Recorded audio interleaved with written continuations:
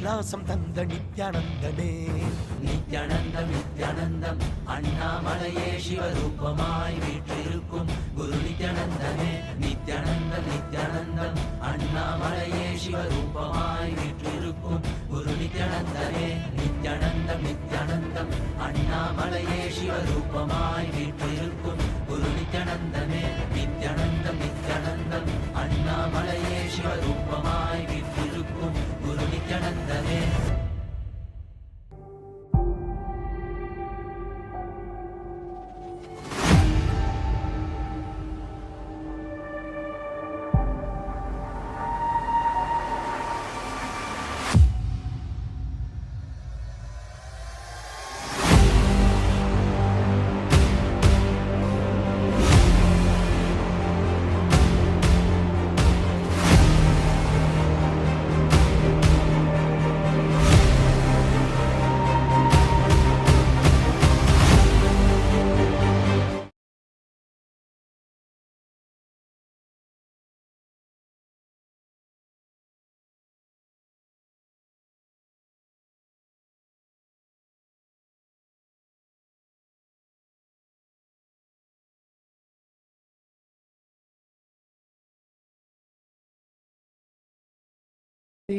साक्षिभूतं भावातीतं त्रिगुणरहितं सद्गुरुं तं Namami.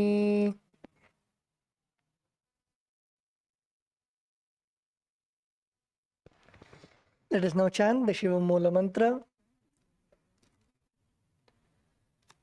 Om Ham Haum Shivaya Namaha. Om Ham Haum Shivaya Namaha. Om Ham Haum Shivaya Namaha. Om Haum Shivaya Namaha. Om Ham Haum Shivaya Namaha. Om Ham Haum Shivaya Namaha. Om Ham Haum Shivaya Namaha. Om Ham Haum Shivaya Namaha. Om Ham Haum Shivaya Namaha. Om Ham Haum Shivaya Namaha. Om Ham Haum Shivaya Namaha. Let us now begin with the Tattvachamanam. Now please place your Panchapatram and Udharani in front of you and place your right palm in the Gokarna Mudra. Now please pour an Udharani of water in your palm and drink it at the end of the mantra as we chant the following mantras. Om Atma Tattvam Shodayami Swada. Vidya Tattvam Shodayami Swada. Pour another Udharani of water in your hand. Shiva Tattvam Shodayami Swada. Pour another Udharani of water in your hands and wash them. Now with the base of the right hand, wipe the upper and lower lip once. Om Ham Hridaya Yanamaha. Wash your hands with the Udharani of water. Now with the index, middle, ring fingers of the right hand, touch above the upper lip and below the lower lip. Wash your hands with an Udharani of water. With the index finger and thumb, touch the right nostril, the left nostril, and with the ring finger and thumb, touch the right eye, right ear, left ear. Wash your hands with an Udharani of water. Now with the little finger and thumb, touch the navel, the right chest, the left chest, and with all the fingertips, touch above the head, the right shoulder, left shoulder, and heart center. Wash your hands with an Udharani of water.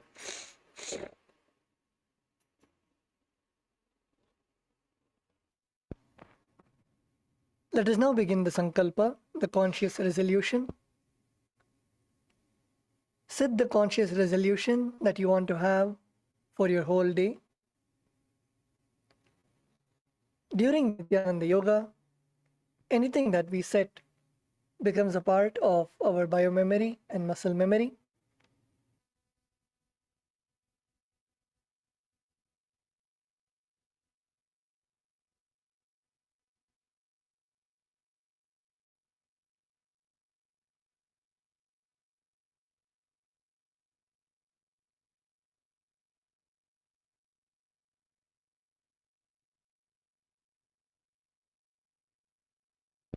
Visualize yourself in a completely complete space without any patterns, incompletions, samskaras.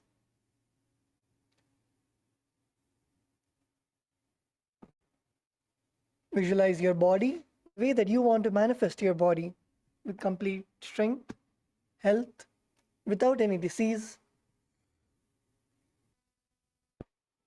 Craft your body in your inner space, and through the Nithyananda Yoga, we'll be manifesting it into reality.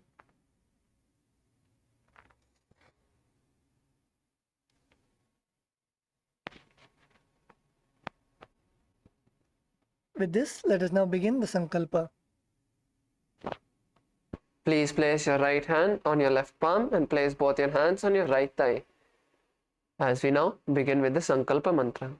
Mamopata samasta duridakshayadvara Bhagavat Shri Nithyananda Paramashiva Prityartam Shri Nithyanandeshwari Paramashiva Shakti Sameta Shri Nithyanandeshwara Paramashiva Prityartam Cha Shubhe Shobhane Muhurte Adya Brahmanaha Dvidiya Pararde Shri Shvetavaraha Kalpe Vaivasvatamanmantare Ashtavimshaditame Nitya Yuge Pradame Pade Jambu Dvipe Bharatavarshe Bharadakande Meroho Dakshine Parshve Shakabde Asmin Vartamane Vyavaharike Prabhavadinam Shashtya Samvatsaranam Madhye Krodinam Samvatsare Uttarayane Veshwar Ritau Kumbhamase Krishna Padmanito Srayuktayam Bhaghanakshatra Vanayoga Balavakarana एवं गुण विशेषण विशिष्टायाम अस्याम शुभदितौ श्री कैलासोन्नत द्वादशांत श्यामला पीठारूढ़ श्री मीनाक्षी सुंदरेश्वरा भिन्न स्वरूप परजीवपुत्र रत्न कुमार गुरुमन्य तुल्यावतार श्री पार्वती स्तन्यपान लब्ध दिव्य ज्ञान विश्रुत सकल निगमागम सारभूत द्राविड वेद प्रवर्त्रे श्रीमत् परम शिव करुणा समधिगत मुक्तामये चतुरश्रयान गीयमान छत्र चामर श्री चिन्ह काहलादि समस्त ज्ञान विज्ञान चक्रवर्ती सर्वजन संघ सद्यो निर्वाण दीक्षा वयापवर्ग वर्ष विश्रानजीमूत परमद कल्प केसरी शैव सिद्धांत स्थापनाचार्य राजाधिराज भान्य महाराज गुरु शपन शाक्यादि महांधकार निवारण ज्ञान भानु वीक्षणा नरहार ध्वजोच्छेदन पूर्वक श्रीमत् ऋषभध्वज स्थापक सर्वज्ञ पीठारूढ़ श्री जगद्गुरु श्री ज्ञान संबंध देशिक स्वामी वागीश सुंदर माणिक्य वाचक स्वामी अवतार भूत श्री ज्ञान संबंध स्वामी पुनरुद्धृत श्यामला पीठ सर्वज्ञ पीठ तृणवद्युत्तर द्विशततम गुरु महासन्निधान अरुणाचल सर्वज्ञ पीठ गुरु महासन्निधान कैलास परागत कांची कैलास सर्वज्ञ पीठ त्रयस्त्रिंशदुत्तर द्विशततम गुरु महासन्निधान नित्योत्सव नित्य मंगल नित्य कल्याण नित्य रजित कैलास परंपरागत आदि कैलास नित्यानंद पीठ महासंस्थान महासिंहासन पीठ कर्त्रे साक्षात् श्री परम शिव समुद्भूत कैलास परंपरागत वैवस्वत मनु इक्ष्वाकु हरिश्चंद्र भगीरथ श्रीरामचंद्र सूरसेन इत्यादि अनवच्छिन्न सार्वभौम चक्रवर्ती परंपरा चतुर्योगिनी चतुष्षष्टि संप्रदाय प्रवर्तक धर्म शासन सूर्य वंश प्राप्त सर्वज्ञ पीठ सुरांगी साम्राज्य मूर्धाभिषिक्त चूड़ामणि साक्षात् श्री परमशिव समुद्भूत कपिल महागुरु पुनरुद्धृत महानिर्वाणि पीठ अष्टोत्तर सहस्र श्री महामंडलेश्वर साक्षात् श्री परमशिव समुद्भूत श्री महागणपति समारंभ अनवच्छिन्न पीठाधीश्वर गुरु परंपरा प्राप्त अटलपीठ अष्टोत्तर अष्टोत्तर सहस्र श्री अटलपीठाधीश्वर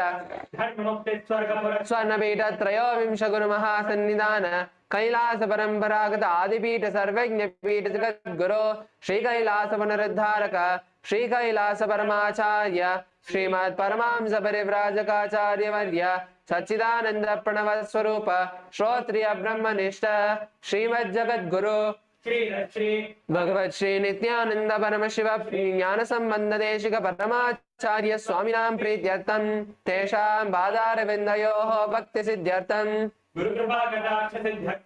क्षेमस्थैर्य वीर्य विजय आयुरारोग्य ऐश्वर्याणाम् अभिवृद्ध्यर्थं धर्मार्थकाम मोक्ष द्रविद फल पुरुषार्थ सिद्ध्यर्थं समस्त हृदोपशान्त्यर्थं समस्त मंगलावाप्यर्थं भगवत् श्री नित्यानंद परमशिव प्रसादेन सकुटुम्बस्य ज्ञान वैराग्य जीवन मुक्ति प्राप्त्यर्थं पूर्ण आरोग्य युक्त दृढ़गात्र यौगिक शरीर सिद्ध्यर्थं परम शिव शक्ति आविष्करणार्थं नित्यानंद योगाभ्यासं करिष्ये. Now please take an udharni of water and wash your hands.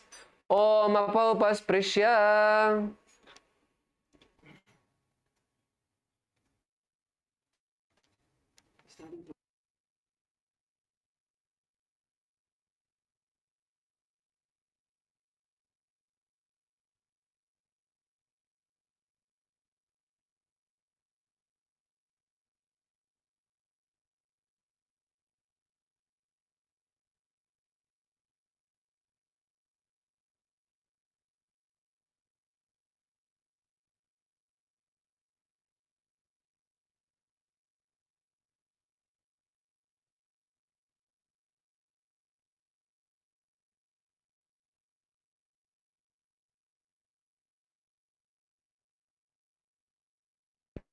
Now please put your Panchapatra and Udharni to the side and let us stand up on our mats.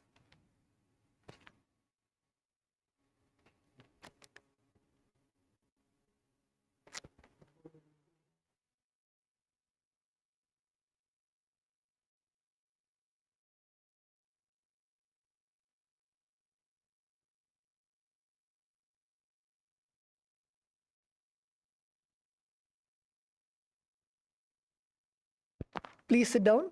Please sit on your mat. We'll be beginning with the Prathama Vinyasa Krama sequence.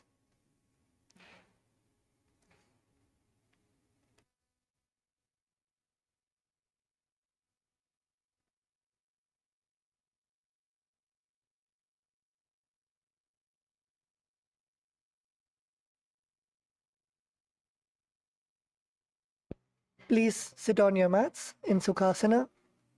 Sit in a comfortable position, cross-legged with your head, neck and spine in a straight line. Bring your index and thumbs together in the Bindu Mudra.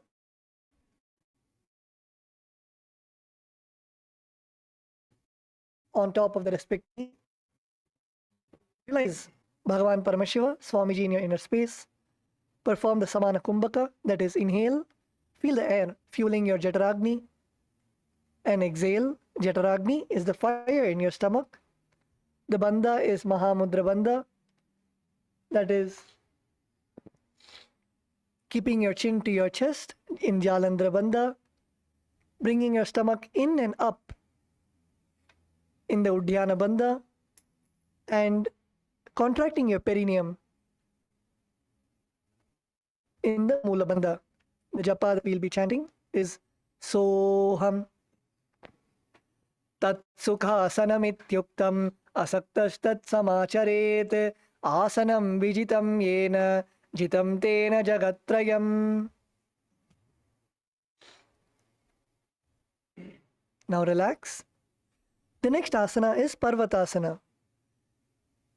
Extend both your feet forward and bring your feet into Padmasana. Keep your legs on top of the other thigh. Bring your palms together in the Atmanjali Mudra in front of your heart center and raise them above your head. Keep your elbows straight. Visualize yourself as Mount Kailash. Perform the Samana Kumbhaka, that is inhale.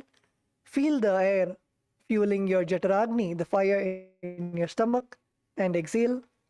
Perform the Mula Bandha, Uddiyana and Jalandhara Bandha, all three bandhas. That is your chin to your chest, your stomach pulled in and up, and contracting the perineum. And the japa of Soham. अतवक्षे Mahadev पर्वतासन मंगलम यत्कृत्वा स्थिर रूपी स्यात् षट्चक्रादि विलोपनम. Now relax. The next asana is Halipavasana. In Halipavasana, bring the soles of your feet together in front of you. Hold the left hand by your right hand behind your back. Now slowly bend down and place your forehead on the ground behind your heels. Place your head to your heels. Engage all the three bandhas and gaze to the nose. Visualize Swamiji in your inner space. Perform the Samana Kumbhaka, that is, inhale, feel the air fueling your Jataragni, the fire in your stomach, and exhale. Perform the Mahamudra Bandha, that is, all three bandhas together. Jalandhara Bandha, putting your chin to your chest. Uddiyana Bandha, pulling your stomach in and up. And Mula Bandha, contracting your perineum. And the japa of Soham.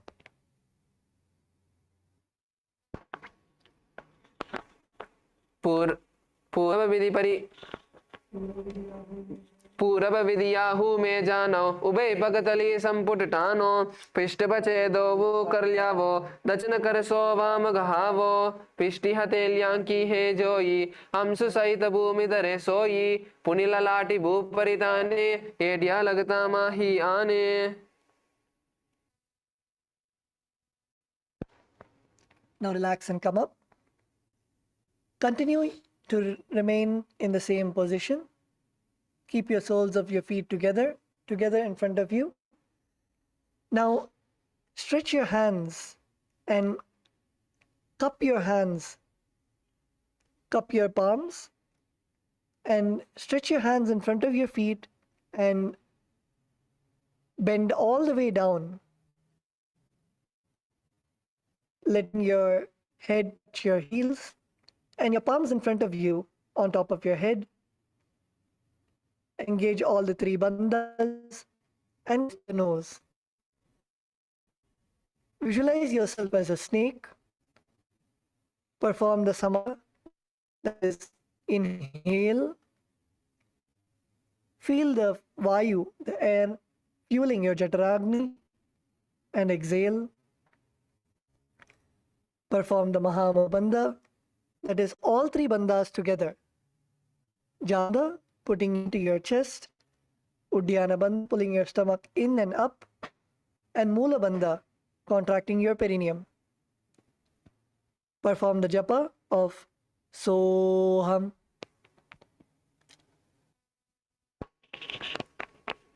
पूरब विधि परियागा नैनी होई कहूँ Nippon स्यौ लगाई हागाने दर्दी लगावे पसारे दो हाथ की अंजुली करे वो यड़ी परि लगावे दृष्टि नासा अग्र आसन कौगुन शरीर बता जाई. Now relax, please come up. The next asana is Kokilasana. In this asana, stretch your legs in front of you. Hold the big toes with your index and middle fingers. Perform the Prana Mudra, that is, your index and middle fingers stretched out. Hold your big toes with the index and middle fingers. Stretch your legs out and upwards. Then cross your feet into Padmasana, bringing your opposite feet to your opposite thighs. Now lean forward and down onto your elbows. Visualize yourself as a bird. Perform the Samana Kumbhaka, that is, inhale, feel the air fueling your Jataragni, and exhale. Perform the Mahamudra Bandha, that is, all three bandhas. Jalandhara Bandha, bring your chin to your chest. Uddiyana Bandha, pulling your stomach in and up. And Mula Bandha, contracting your perineum. And the internal japa of Soham. अतान्यदासनं वक्षे येन सिद्धो भवेन्नरः अकस्माद् वायुसञ्चारं कोकिलाख्यासनेन च ऊर्ध्वे हस्तद्वयं कृत्वा तदग्रे पादयोः सुधीः. Now slowly come up. Release your legs from Padmasana and place one ankle on top of the opposite knee. Place your ankles on top of your opposite knee and hold opposite elbows with your hands. Now gaze to your nose. Visualize Swamiji in your inner space. And now slowly rotate your arms in a circle. Perform the Samana Kumbhaka. That is, inhale. Feel the air going to your Jataragni, the fire in your stomach, and exhale. Now change direction. If your hands were going in the clockwise direction, change direction. Perform the Mahamudra Bandha, that is all three bandhas together. Jalandhara Bandha, putting your chin to your chest. Uddiyana Bandha, pulling your stomach in and up. And Mula Bandha, contracting your perineum. The internal japa of Soham. घोड़ा बामा पादकी आशमा हिली सोय दच चरण कौवारि लौता परिगुल्प समोय माम पाद गुल्प जुजाना तापरि घोड़ा दचकी आमस बारली ठान बहुरी बुजा दो करके जोई कहुन्या लगता पकर सोई बुझ पसारे अर्ध करि रासे नासा दृष्टि वचन नहि बासे. Now relax. The next asana is Gajasana. In Gajasana, come to your hands and legs. Press your hands onto the ground, lifting your hips as high as possible towards the sky. Make sure that your heels are onto the ground and your palms are on the ground. Make sure that your back is straight, your legs are straight, and your hips are as high as possible.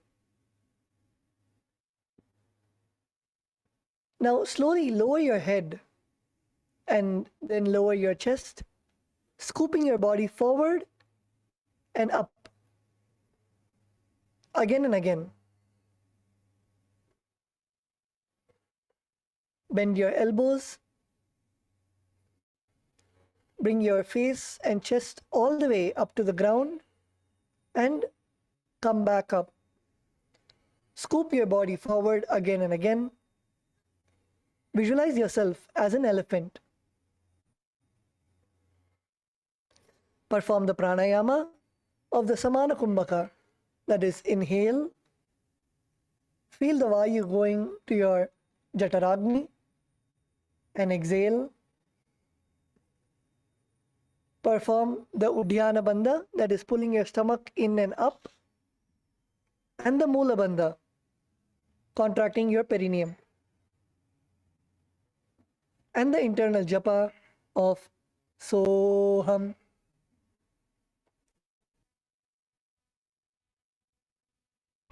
दुर्जपादाग्रे भूवो कृत्वा लब्धीभूय वस्तकाग्रे हृदाय नितम्बं मूर्धमुन्नय नामि लक्ष्यं भूमौ नासिकामानीय हस्ततरपर्यन्तं नयेत् हितं पुनः पुनः कुर्यात् गजासनं भवति.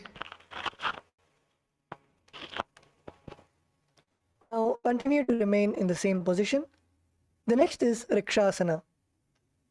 In this asana also, place your palms firmly onto the ground and now alternate of your foot into the ground while lifting the other heel up. So when your right heel is down, lift your left heel up. And when your left heel is down, Lift your right heel up. Repeat this again and again. Visualize yourself as a bear. Perform the Samana Kumbhaka, that is inhale. Feel the air fueling your Jataragni and exhale. Perform the 2 bandhas of Uddiyana Bandha, pulling your stomach in and up. And perform the Mula Bandha, contracting your perineum. And perform the japa of Soham. एकैकं पादमाकुञ्च गजासनं कुर्यात् रिक्षासनं भवति. Now let's all stand up. Please come to a standing position. The next asana is Vaishyasana. In this asana, stand tall on the tips of your big toes. Keep your head, neck and spine in a straight line and perform the Hridaya Mudra. The Hridaya Mudra is bringing your index, middle and ring fingers to your heart center. Visualize Swamiji in your inner space. Perform the Samana Kumbhaka, that is inhale. Visualize the air fueling your Jataragni and exhale. Perform the 2 bandhas of Uddiyana Bandha, pulling your stomach in and up. And the next is Mula Bandha, contracting your perineum. Perform the internal japa of Soham. केशेन पादयुगलं तद्वातिष्ठेत दोमुखः अथ वैश्याः वक्षे यत्कृत्वा सत्यवान् भवेत्.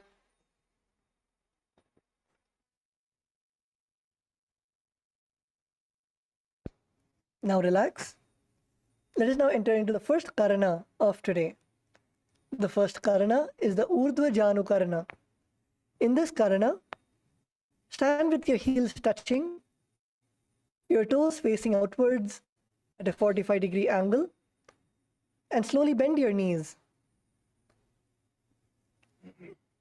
Now keep both your hands on the chest, your elbows parallel to the ground. Now take your right knee towards the center of your body and raise it up and back across the body to the original position. Simultaneously, as your legs are going towards the center of your body and outwards, follow the same movement with your respective hand, raising it up and across the body. Now repeat on the other side. Continue doing this again and again on both sides. This is the Urdhva Janu Karana.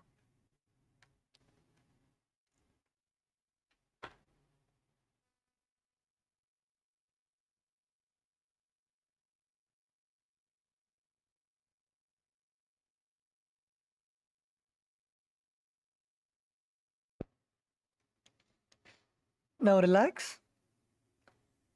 The next asana is Mahalingasana. Continue to remain in a standing position. Now interlace the fingers from outside in. This is the Sarva Vashankari Mudra. In the Sarva Vashankari Mudra, interlace your fingers from outside in so that your fingers are facing you and your knuckles are facing outwards. Now place the Sarva Vashankari Mudra, your hands on your knees, and begin with your right leg. Pull your right knee towards your chest as much as possible, keeping your spine straight. Visualize yourself caressing a baby. Perform the Samana Kumbhaka, that is, inhale, feel the Vayu, the air, fueling your Jataragni, and exhale.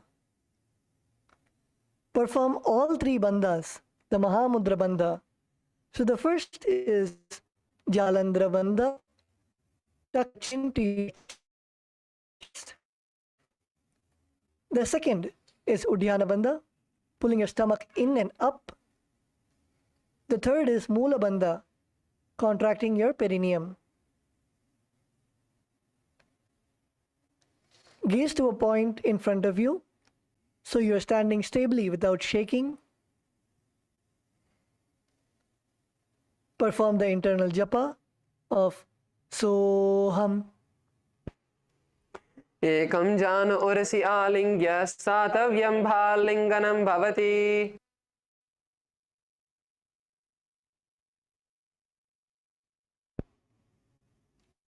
Now relax. Next asana is Padapidanasana. In Padapidanasana, take your right foot and pull it behind towards your buttocks, bend your knees, and hold your right foot behind you with both your hands. Keep your head, neck, and spine in a straight line. Visualize Swamiji in your inner space. From the Samana, that is inhale. Visualize the air going into your Jataragni. Perform the Mahamudra, that is all three bandhas together. The first is the Jalandhara Bandha, bring your chin to your chest.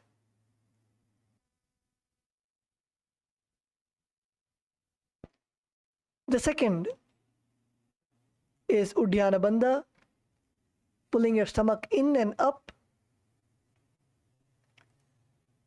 The third is Mula Bandha, contracting your perineum. Perform the japa. Soham.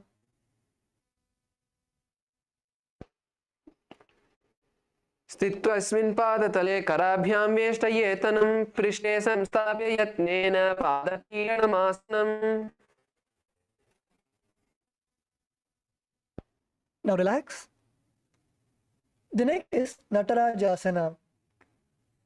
In Natarajasana, now with your right hand, hold on to your sole of your right foot from the inside.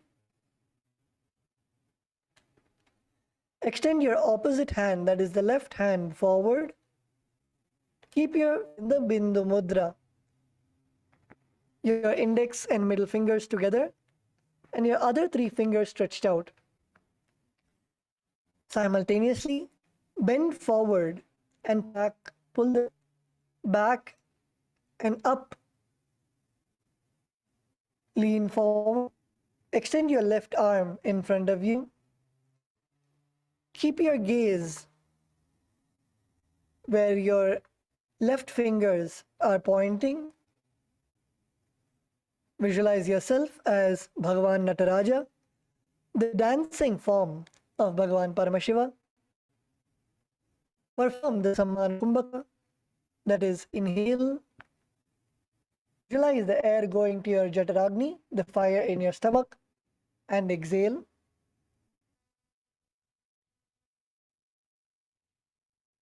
Perform Mula Bandha, contracting your perineum, and the internal japa of Soham. उत्तानपादं क्रौञ्चं च मरीचिं वीरभद्रकं नटराजं त्रिकोणं च सुप्ताङ्गुष्ठप्रसारणे.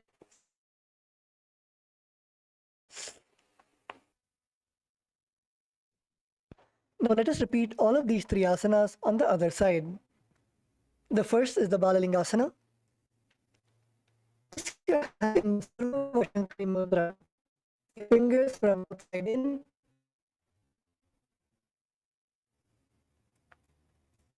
Now hold on to your left knee and pull your left knee towards your chest.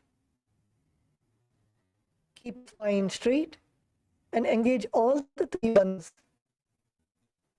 Visualize yourself caressing a baby. Perform the Samana Kumbhaka. Inhale, visualize the annam going into your Jataragni, and exhale. Perform the Mahamudra Bandha, which is all three bandhas together. The first is the Jalandhara Bandha, putting your chest.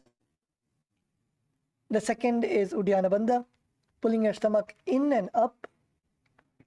And third is Mula Bandha, contracting your perineum. Perform the internal japa of Soham. एकं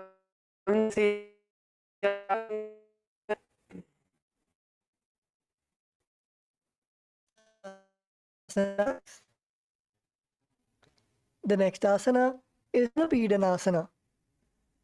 Now please take your left foot and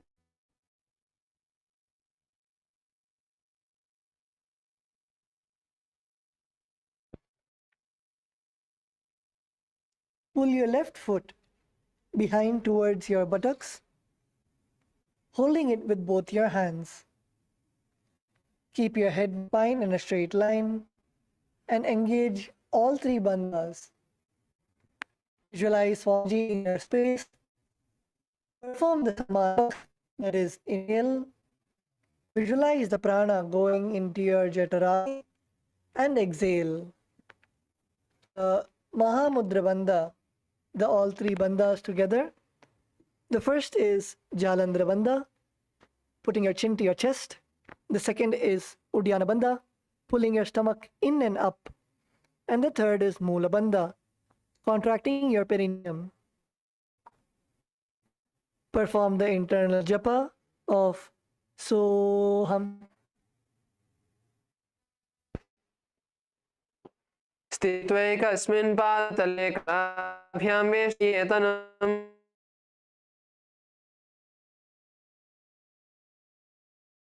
पृष्ठे. The next asana is Natarajasana. With your left hand, hold on to the of your left foot inside. Extend your right hand forward with your index and thumb together in the Bindu Mudra. Now lean forward and raise your left foot behind you. Visualize yourself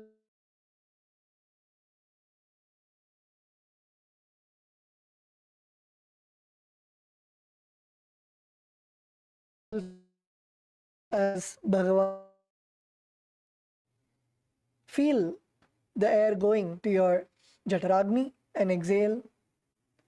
Perform the Mula Bandha, that is contracting your perineum, and the internal japa of Soham. उत्थानपादं क्रौञ्चं च मरीचिं वीरभद्रकं नटराजं त्रिकोणं च सुप्ताङ्गुष्ठप्रसारणे.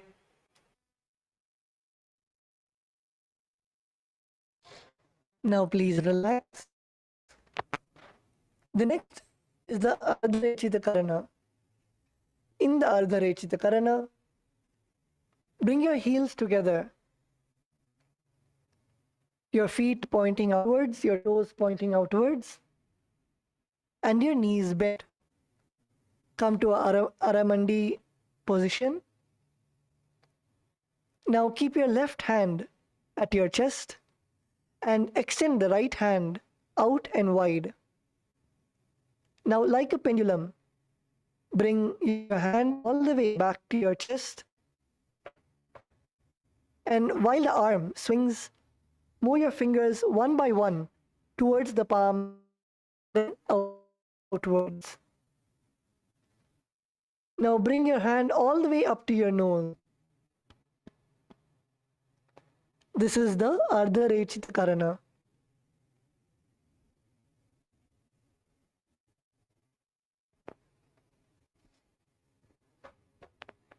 Now cross your other feet.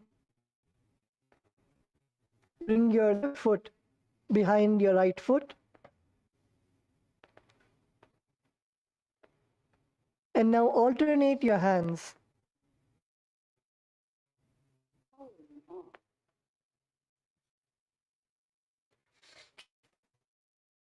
right hand to your chest and left hand swinging like a pendulum with your arms stretched forward, and then coming all the way in and touching your nose.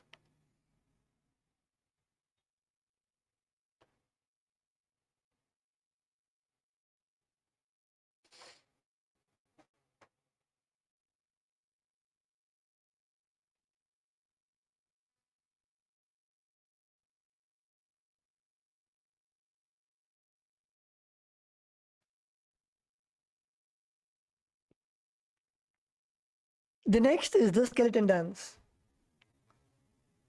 Now continue to remain standing on your mats. Visualize yourself as a skeleton without any muscles, any flesh, any skin, just as a pure skeleton. Now shake your body intensely without any coordinated movements. Shake all of your joints, your knees, your shoulders, your elbows, your neck, your body intensely.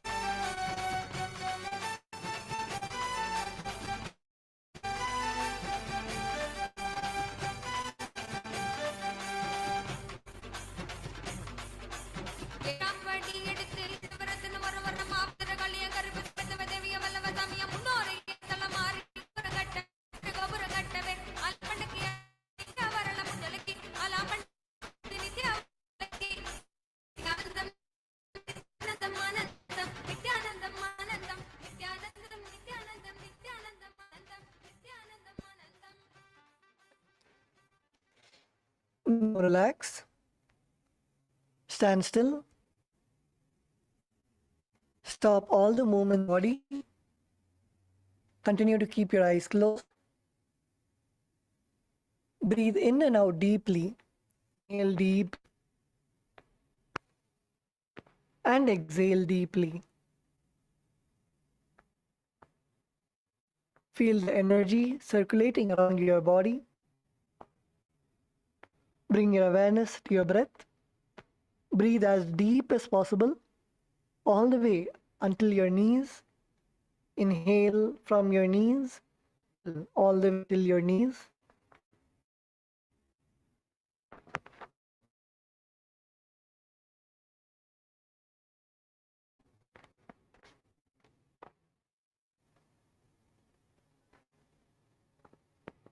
Now open your eyes. The next is the Kati Charan.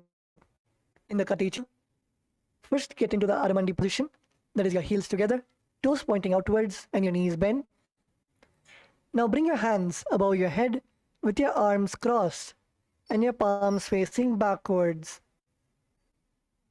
Now move your hips to the right side and uncross your arms wide above your head. Come back to the starting position. Now repeat on your left side. Turn your hips to the left side. Uncross your arms wide above your head and then come back to the starting position. Perform and again. This is the Kati Chinna Karana.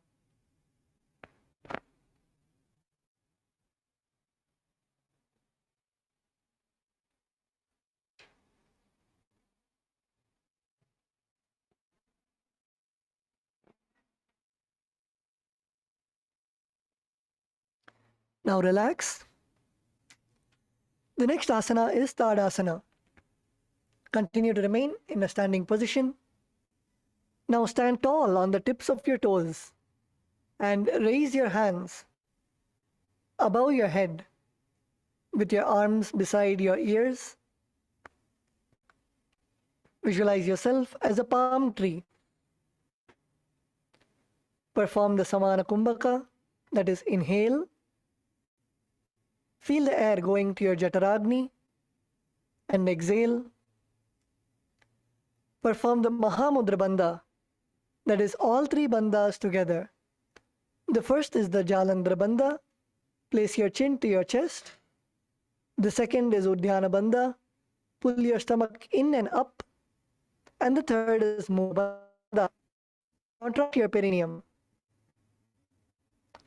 Perform the internal japa of Shivoham. महामुद्राबद्धकोनो ताडासनविभेदकान् विनोतानं सदा कुर्यात् अन्तर्वत्नीपतिप्रिया.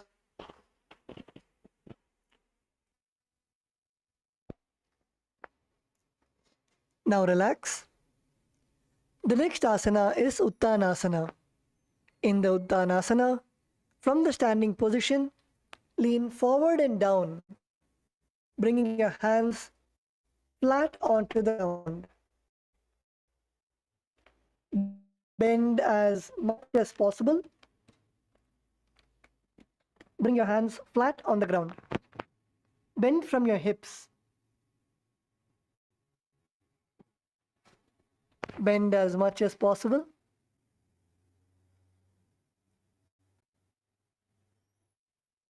Engage all the three bandhas and bring your forehead towards your knees. Once your hands are placed on the ground, pull your knees inside and place your forehead on your knees. Even if it is paining or you're feeling a discomfort in your hamstrings or in your back, it is fine. Surrender to Swamiji's feet and unclutch from the pain. Breathe in and out deeply in the Samana Kumbhaka. That is, inhale. When you hold your breath, visualize the air going to your Jataragni and then exhale. Each time you exhale, bring yourself, bend yourself more forward and more down, and bring your forehead closer and closer to touch your knees. Perform the Mahamudra Bandha in this asana also. The Mahamudra Bandha is all three bandhas together. The first is the Jalandhara Bandha, placing your chin to your chest. The second is Udhyana Bandha, pulling your stomach in and up. And the third is Bandha, contracting your perineum. Perform the internal japa of Shivoham. महामुद्राबद्धकोनो ताडासनविभेदकान् विनोतानं सदा कुर्यात् अन्तर्वत्नीपतिप्रिया. Now relax. The next asana is Tarakshvasana. In Tarakshvasana, place your hands flat on the ground, shoulder width apart.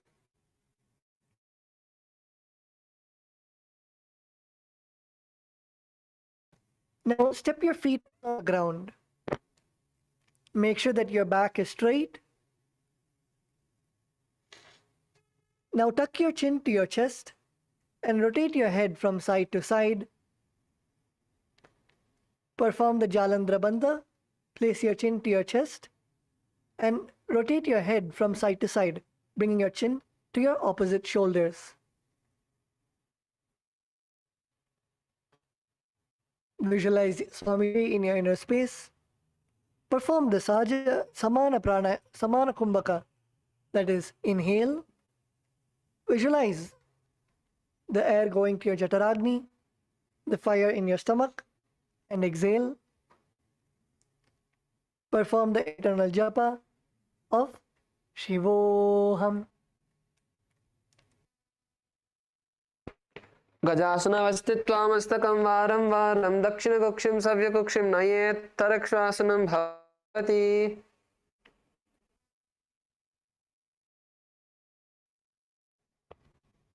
Now relax. The next asana is Bhujangasana. In Bhujangasana, lower your entire body onto the ground. Lower your body down onto your stomach and keep your toes pointing backwards. Now keep your hands next to your chest and raise your head up using the strength of your lower back. Do not lift with the support of your hands, but lift with the strength of your lower back. Keep your hands next to your chest just as a support. The mudra that you will be performing is the Bhujangani mudra, that is, open your mouth wide and inhale through the hollow of your throat.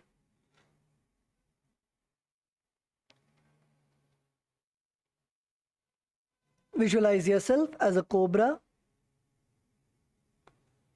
Perform the Samana Kumbhaka, that is, inhale, visualize the air going to your Jataragni and exhale. Perform the Mula Bandha, that is, contracting your perineum, and the internal japa of Shivoham. अङ्गुष्ठनाभिपर्यन्तम् अधो भूमौ विनिन्यसेत् कराभ्यां चतुरां धृत्वा ऊर्ध्वशीर्षः पनीमहि देहाग्निर्वर्धते नित्यं सर्वरोगनिराशनं जागर्ति भुजगी देवी भुजङ्गासन साधनात्.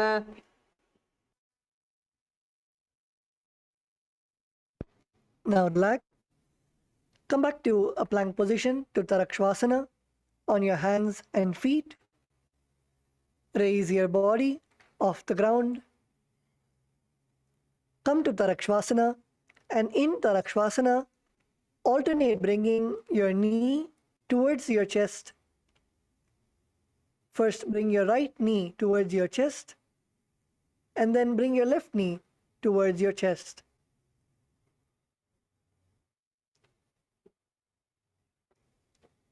Feel your abdominal muscles contracting as you bring your knees as close as possible to your chest. Visualize Swamiji in your inner space. Perform the Sahaja Kumbhaka, that is, inhale,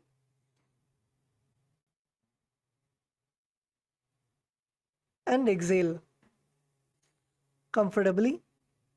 Perform the Mula Bandha, that is, contracting your perineum, and the japa of Shivoham.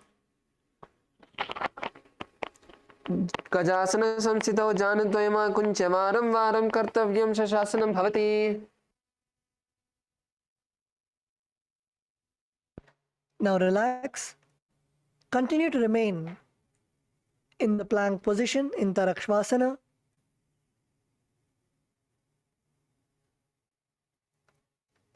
Now place one foot forward in between both your hands. And simultaneously place other foot in front of your hands, and the hands which were in between your foot which was in between your hands to the back. Continue to alternate again and again. This is the Rathasana. Visualize yourself as a chariot. Perform the Sahaja Kumbhaka, that is, inhale and exhale comfortably. Perform Mula Bandha, contract perineum, and the japa of Shivoham. गजासन संस्थितौ एकैकं पादं पुरो मार्गेण भ्रामयित्वा कर्तव्यं व्रतासनं भवति.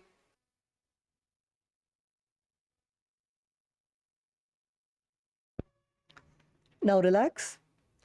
The next asana is Virabhadrasana. In Virabhadrasana, keep one foot flat on the ground, your toes pointing forwards, and bend your knees to a 90-degree angle. Extend your other leg back, keeping your knee straight and toes pointed out. Now raise your arms parallel and pull your stomach in and up in the Uddiyana Bandha and perform the Mula Bandha, that is contracting your perineum. Gaze to the third eye. Visualize yourself as Bhagavan Virabhadra. Bhagavan Virabhadra is the ferocious manifestation of Bhagavan Paramashiva, who came out of Paramashiva's own jata. Perform the Sahaja Kumbhaka, that is inhale and exhale comfortably, and perform the japa, internal japa of Shivoham. वासिष्ठमतकौण्डिन्यम् वासिष्ठमतकौण्डिन्यम् ऊर्ध्वकुक्कुटमेव च अष्टावक्रमतोत्थानं मयूरं सेतुबन्धनम् उत्थानपादं क्रौञ्चं च मरीचिं वीरभद्रकं नटराजं त्रिकोणं च सुप्ताङ्गुष्ठप्रसारणे.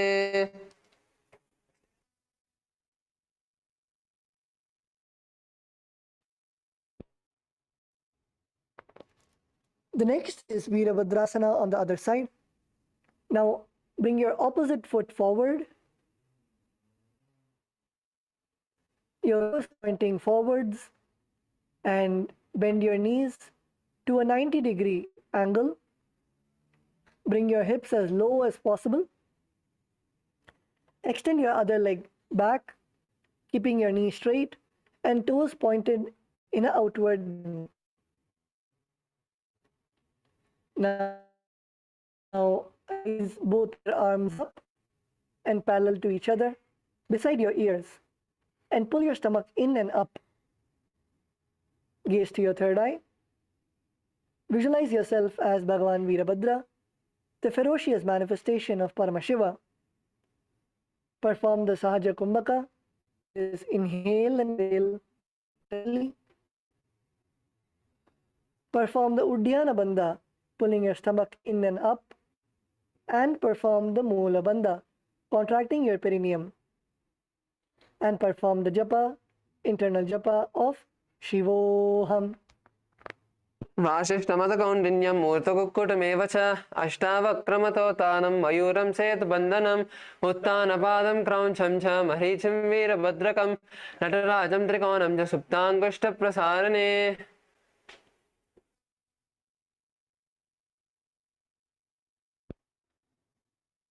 Now relax and come to a standing position. The next asana is in Vrikshasana. Stand tall and bring one foot to your inner thigh.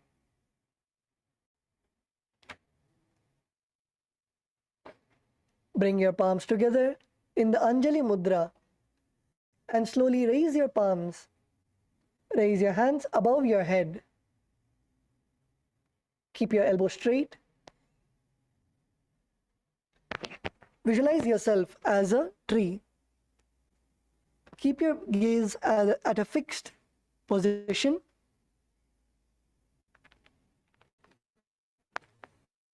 Perform the Kumbhaka.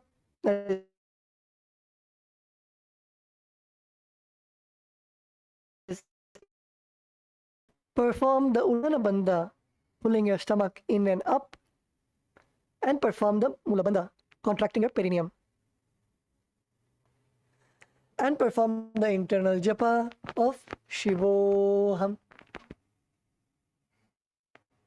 वामोर्मूलदेशे च यां यं पादं निधायतो तिष्ठेतु वृक्षवद् भूमौ वृक्षासनमिदं विदुः.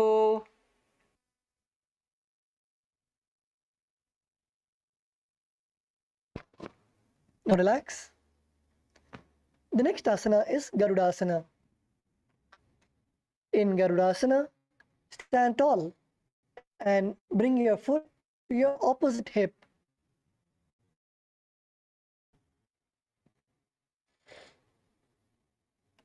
The foot which is on the ground, plant your foot firmly onto the ground and your knees as straight as possible. The mudra is Namaskara Mudra. Place your hands, palms together, in front of your chest. Visualize yourself, Bhagavan Garuda. Bhagavan Garuda is the Vahana of Bhagavan Mahavishnu.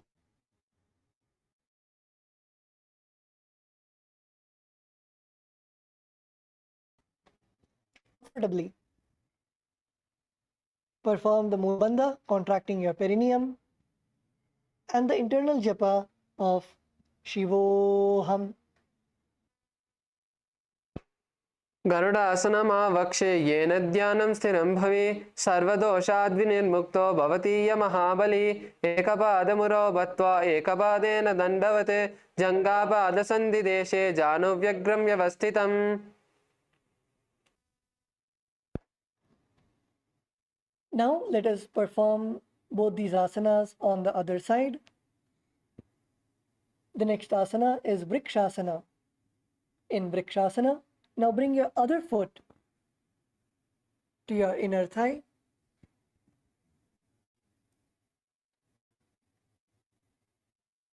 Now bring your palms together in the Anudra and keep your hands in front of your heart center and slowly raise your hands above your head.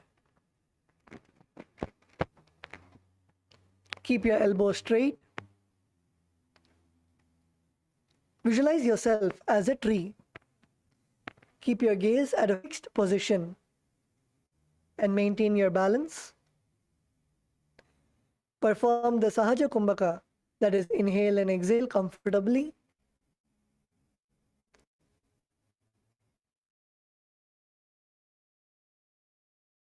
Perform the Uddiyana Bandha, pulling the stomach up, and the Mula Bandha, contracting your perineum.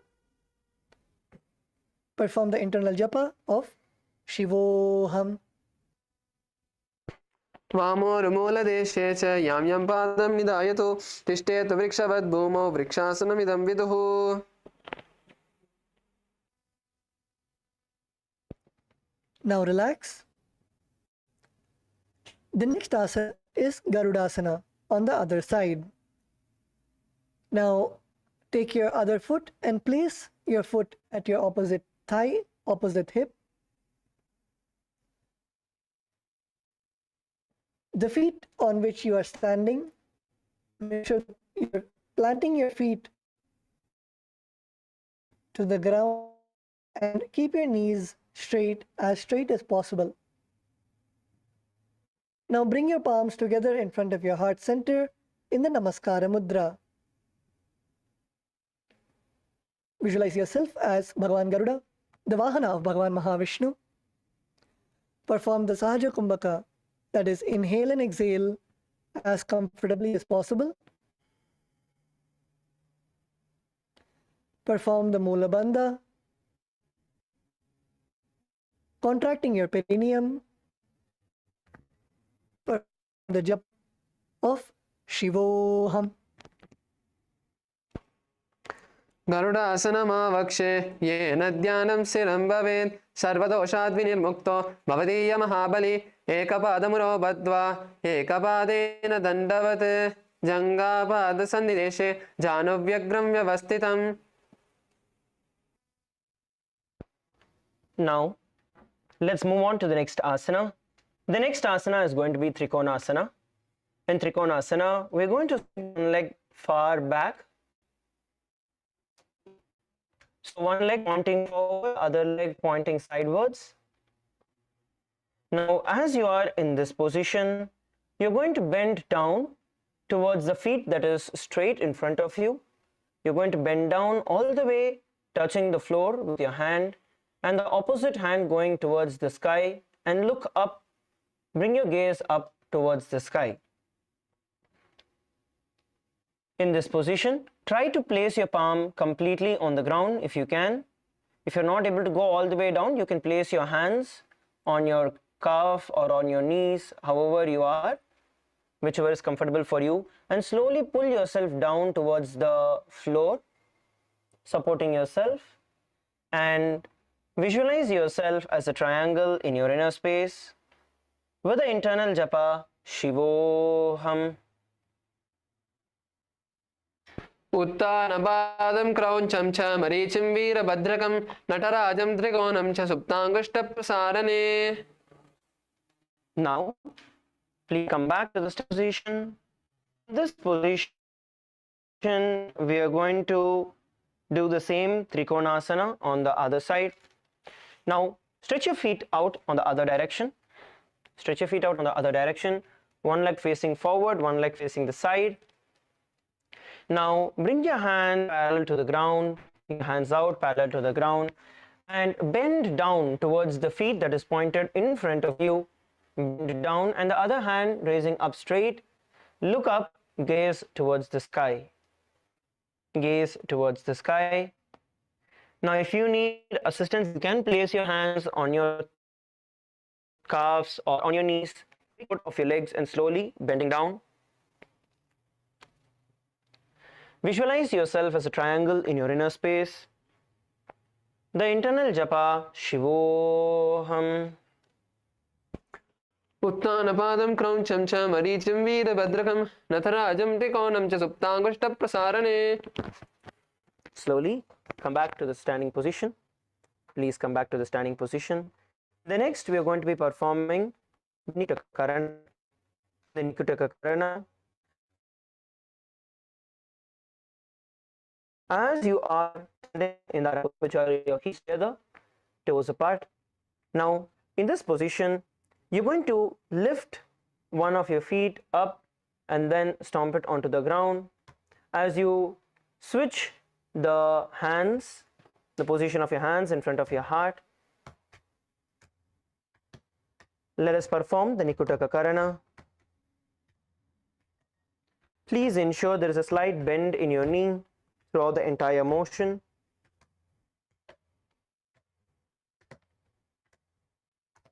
Please relax. Let us now enter into the Angushthasana. You're going to lower down onto the tips of the toes, pressing the perineum on the back heels. Lower down on your toes, sitting down on your heels. Now bring your knees together. Bring your knees together as close as possible and place your hands in front of your heart in the Namaskara Mudra. Your hands in front of your heart in the Namaskara Mudra. You're going to visualize Swamiji in your inner space, and we are going to be performing the Brahmari Kumbhaka. In Brahmari Kumbhaka, we are going to be inhaling with the sound of a bee buzzing. As you inhale and then slowly exhale and repeat the same.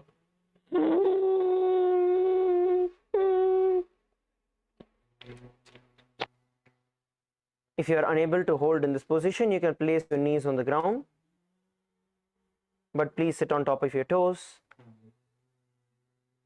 Perform the internal japa Sada Shivoham. Kabandhasanamityāhuः गोरक्षासनमेव च अंगुष्ठमुष्टिकं ज्ञेयं ब्रह्मप्रासादितं तथा. Now, from this position, we are going to be entering into Saurasana.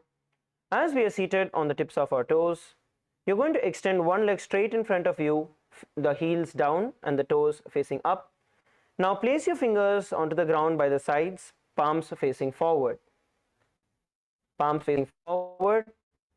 Place your hands on both the sides of your hip, palms facing forward, and one leg stretched out in front of you, heels on the floor and knees up. let us perform the asana, the Saurasana. Please hold this position. Visualize Swamiji in your inner space and the internal japa Sada Shivoham as we perform the Brahmari Kumbhaka. प्रसार्य पादतलं संस्थाप्य त्वैकपादकं करत्वैकं पादतलं कृत्वा साम्नैव धारयेत्. Slowly, from this position, we are going to enter into the Vidhunanasana. In Vidhunanasana, as your feet are stretched out, you are going to lift the same hand, the feet which is stretched out, lift that hand, place it in the Prana Mudra, which is your index and your middle finger together, and hold on to your big toe as you bend down. With your other hand holding on behind the heel. To get a better balance, you can drop your knees onto the ground. Now get yourself a full bend, pull your body all the way to the ground in this position. Pull your body all the way to the ground in this position as much as you can, and hold in the asana, in the Vidhunanasana. Please hold. As you perform the asana, bring the visualization of Swamiji in your inner space. Visualize Swamiji in your inner space and the internal japa Sada Shivoham. गुल्पस्थितो पादमेकं प्रसार्य तत्पादाग्रं संस्पृशेत् तत्करेण गुल्पं चान्यं धारयेत् तत्करेण दूनं पीठं चाभिषेत् शोभयत्र. Slowly come back. Now we are performing the Saurasana on the other side. Now bring the feet back in and stretch out the other foot in front of you. Stretch out the other foot in front of you. As you are in this position, make sure that your palms are touching the ground, palms facing forward. Let us all together perform the Saurasana. Please perform the Saurasana. Visualize Swamiji in your inner space, the internal japa Sada Shivoham. प्रसार्य पादतलं संस्थाप्य त्वैकपादकं करत्वैकं पादतलं कृत्वा धारयेत्. Now from this position, let us now hold on to the big toe of the leg that is stretched out with the same hand. Please place your hands in the Prana Mudra, having your index and middle finger together, and hold on to your big toe. The other hand holding on to the heels behind you. You can place your knee onto the ground. In the same position, place your knee on the ground as you hold on to the heel and bend down all the way to the ground in Vidhunanasana, and hold here for a few seconds. Hold here for a few seconds. Visualize Swamiji in your inner space and the internal japa Sada Shivoham.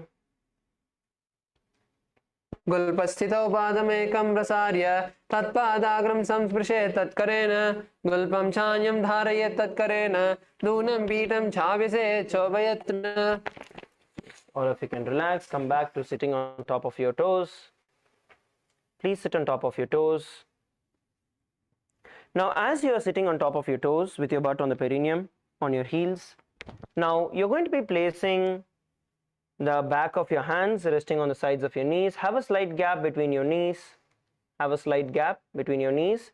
Your toes continue to be together. Only the knees are separated. The toes are together. Knees are a little bit stretched out. Now place your palms on your knees, palms facing upward. We are now going to be performing the Jalandhara Bandha as we do the Brahmari Kumbhaka. So first inhale, making the sound of a B. Once you inhale completely, you're going to enter into the Jalandhara Bandha, bringing your chin to the chest and locking the breath inside you as long as possible, as comfortably as possible. And when you're no more able to hold on the breath, slowly release the Jalandhara Bandha and exhale through your nose and repeat it again. During this whole period, visualize Swamiji in your inner space and the internal japa Sada Shivoham. दो पनापानी होय वैसे एड़ी दो गोड़ा निवेसे कोरपक तलिया की माहिली ice माहेरा से मिली दो गोड़ा आगे आने सुदो करी ऊंचा ले डाने हस दोले ऊपरी धरे उबे हथेली सुधी करे. Slowly. From this asana, we are going to enter into the Kapilasana. We are going to now drop our feet onto the ground from the previous asana, from the Brahmajarankushasana. You just going to drop your feet onto the ground. Now, have your knees stretched out as wide as possible. Stretch out your knees as wide as possible. Your toes together, you seated on your heels. Perineum on your heels, seated on your heels. Now, place both your hands, your palms on top of your knees. Place both your palms on top of your knees. Continue to be seated on top of your heels. Now, we are going to be performing the Udhyana Bandha after we do the Brahmari Kumbhaka, which is inhaling with the sound of V, then exhaling. Once you exhale completely, then you're going to perform the Udhyana Bandha by pulling your stomach in and up and holding as long as you can. And once you relax, again you're going to inhale by creating the sound of a B in your inner space. You're going to visualize yourself as Kapila Mahamuni. Let's all perform the Kapilasana. Inhale, making the sound of a B. And exhale completely. Now, let us pull our stomach in and up in the Udhyana Bandha. Visualize stage Vashishta in our inner space with the internal japa Sadashivoham. उबे पगतली समट हरावे तिनकी माहिली core मिलावे पनापान ओकड़ होय वैसे एड़ी दो जोनी निवेसे गोड़ा दो भूमि लगावे समशरीर निकाट हरावे हस्त दोले ऊपरी दे उबे हथेली सुई करे.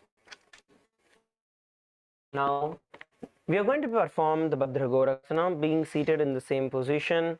We are now going to shift our gaze towards the third eye. Performing just the Brahmari Kumbhaka, we are not going to do the Udhyana Bandha in this, just perform the Brahmari. Visualizing Swamiji in your inner space. In the internal japa, Sadashivoham. दो पगतली संपुट करे कोरवार परितरे कोरवार ली राके ऐसे तापरी मूल द्वार टिकी बेसे गोड़ा पीड़ी भूपरी दाग हाथों गोड़ा परी राके दृष्टि त्रिकुटी मध्य जुटाने ताकौ गौर कभद्र बकाने. Relax. Now, from this asana, we are going to move to the next, which is Surya Asana. In Surya Asana, as you continue to be seated on top of your toes, your perineum on the heels. Now you're going to lift your the ground. Now rest your palms on your knees. Get yourself a good balance in this position. Once you're able to comfortably balance yourself in this position, you are going to place your hands in the Padma Mudra, which is the lotus mudra, where you touch your thumb together, the little finger together, and the base of your palms together. Bring it in front of your heart. Bring the Padma Mudra in front of your heart. Now slowly raise it all the way above your head and look at the gap in between your palms, looking up towards the sun. Visualize Lord Surya in your inner space and the internal japa Sadash.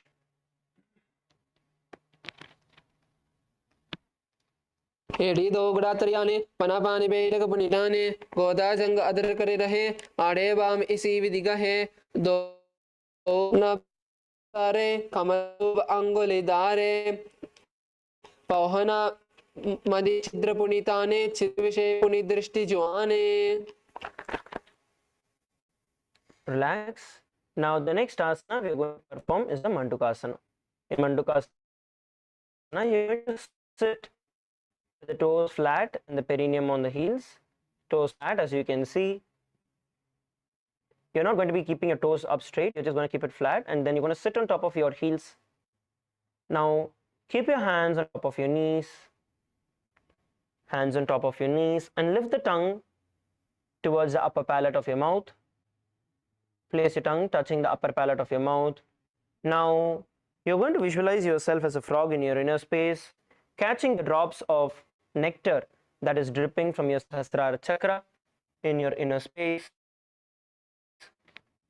While doing this, you're going to perform the internal japa, Sadashivoham. पादतलो पृष्ठदेशे अंगुष्ठे द्वे च संस्पृशेत् जानयग्मं परस्कृत्य साधयेन्मण्डूकासनम्. Now we're going to be performing the Uttana Mandukasana, being seated. We are now going to keep our hands on the back, holding to the opposite sides of our shoulder, and pressing the side of our head with our elbows. Pressing the head with our elbows. In this position, you're going to continue to visualize yourself as a frog in your inner space, catching the drops of nectar that from your Sahasrara chakra with your frog-like tongue. Let us also perform the Uttana, the Sahaja Pranayama, where you just inhale and exhale in comfortable position. Once you exhale, pull your stomach in and up into the Uddiyana Bandha with the Sadashivoham. मंडूकासन मध्यस्थं कूर्पराभ्यां च शिरः तदुत्थानम् एतदुत्थानमण्डूकम्. Now relax. Let's enter into the next asana, which is the Simhasana. In Simhasana, you're going to cross your ankles and sit on top of your feet.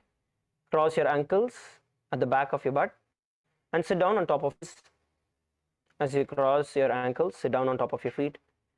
Now keep your knees nice and wide and spread your fingers on top of your knees, palms on your knees, fingers spread wide apart. Open your mouth wide, stick your tongue out fully, and exhale forcefully again and again. Bring your gaze towards the tip of your nose, visualizing yourself as a lion in your inner space. Perform the internal japa, Sadashivoham.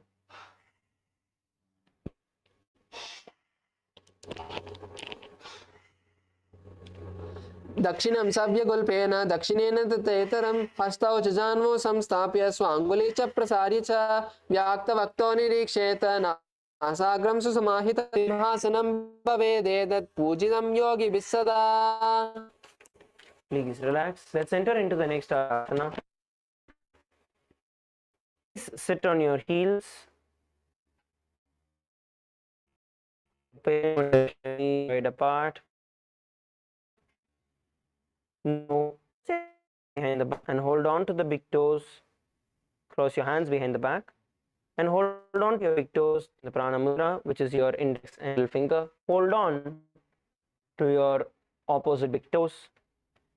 In this asana, we are going to be performing the Jalandhara Bandha, which is once you inhale and fill your chest with the air, lungs with the air, pull your chin down towards the chest, locking yourself into the Jalandhara Bandha. Visualize Swamiji in your inner space and the internal japa, Sadashivoham. गुल्पौ न स्यादो युमेन समाहितः पादाराभ्यां च धृत्वा च पृष्ठदेशतः जालन्धरं समासाद्य नासाग्रम् अवलोकयेत् भद्रासनं भवेदेतत् विनाशकम्. Now we are going to move on to the Kakabhushandi asana. In the Kakabhushandi asana, you're going to squat down, your feet flat on the ground, knees open in front of you. Bring your arms in and around the back. So you're going to bring your arms in around the knees and around the back and interlace the fingers behind your back. Interlace the fingers behind your back. Try to hold as much as possible. Pull your body as close as possible, trying to interlock your fingers as much as possible. Come on, pull, pull, pull, pull. Now bring your gaze towards the nose, visualizing yourself as a in your inner space and the internal japa Sadashivoham. प्रथमे वेश उकड़ताने दो हाथ पगम बीच आने तिनको मोड़ी नलिया परिलावे पृष्ठ बचे कांकसी करावे यहाँ आसन के किए ते द्रिगुड़ी जो सुब जाय जयत राम योग कीजिए नासा दृष्टि लगाय. The next asana we are all going to be performing is the Kanipavasana. Now in Kanipavasana, your skin is quartered. Now you're going to place your palms on the floor, shoulder width apart. Palm, start, knees onto the back of your arms as close as possible towards the armpits. Bring your knees on the back of your arms as close as possible towards your armpits. Now once you are in this position, you're going to shift your weight to the front of your body towards your head and slowly, foot at a time, off the ground. Lift both the feet off the ground and balance in this position. Try to pull your heels as close as possible to your butt. In this asana, we're going to visualize Swamiji in our inner space and the internal japa Sadashivoham. आसन को गुण जो आसन को गुण पीति जाई. Now, the progression from this asana, as you are in the Kanipavasana, you can drop down onto your head in front of you. You can just bend forward, placing your head onto the ground. Placing your head onto the ground, drop down onto your head. And once your hands and knees are together, once you are able to get yourself balanced in this position, slowly lift your feet up towards the sky and balance in the Kapalyasana. We can do this along with our partners. Those of you who need assistance, please get along with your partners. Let's perform the Kapalyasana together with your partner. So the partners can assist. You can also do the same thing from going down. So while you are on your, you can be on your knees, and from your knees, you can place your head on the ground. Place your head on the ground. Your hands in front of your face, not by the side but in front. Your elbows perpendicular 90 degrees to the ground. Now slowly pull yourself up. Bring one leg together, one leg at a time. Lift it up and then lift the other. And once you get a balance in this, you're going to lift your body up, lift your the sky to balance in the position. Let us perform the asana, the Kapalyasana together.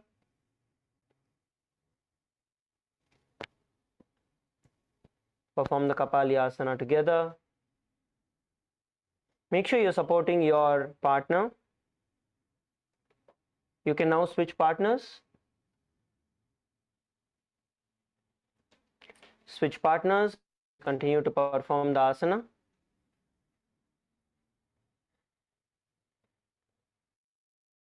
Bring your head onto the ground. Your palms in front of your face. Elbows 90 degree perpendicular to the ground. Now slowly lift your knees off, your feet off the ground, knees up towards the sky and feet up towards the sky. Balance in this position. The partners can support each other by holding this position. Come on, LA female team, please perform.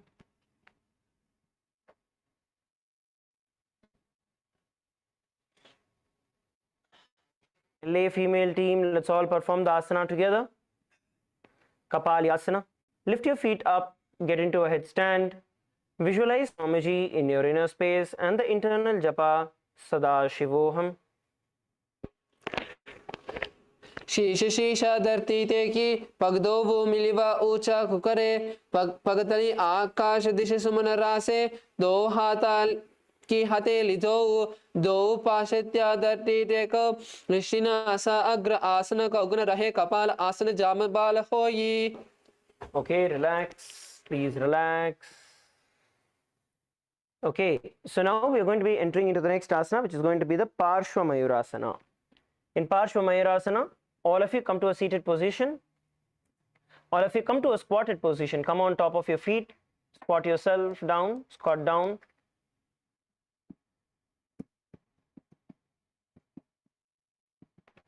Please enter into a squatted position. Now, as you are in a squatted position, you're going to twist your body to one side.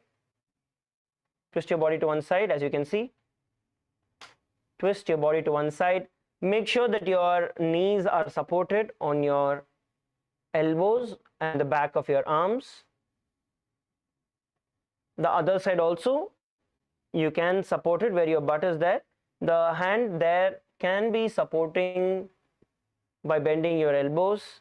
Now slowly move the weight of your body on top of your elbows, bending forward, bend forward, and slowly lift your feet off the ground, one leg at a time or both the legs together, whichever you're comfortable with. In this asana, you're going to visualize yourself as a peacock in your inner space, and the internal japa Sadashivoham. Mayuram dandavat kuryat, Mayuram dandanamakam, Kuryan Mayuram Parshvabhyam, Mayura Parshvanamakam. Relax. Relax. Now rotate your hands. Relax your wrist. Relax your wrist. Shake out your hands. Then we'll do it on the other side. Please relax your wrist.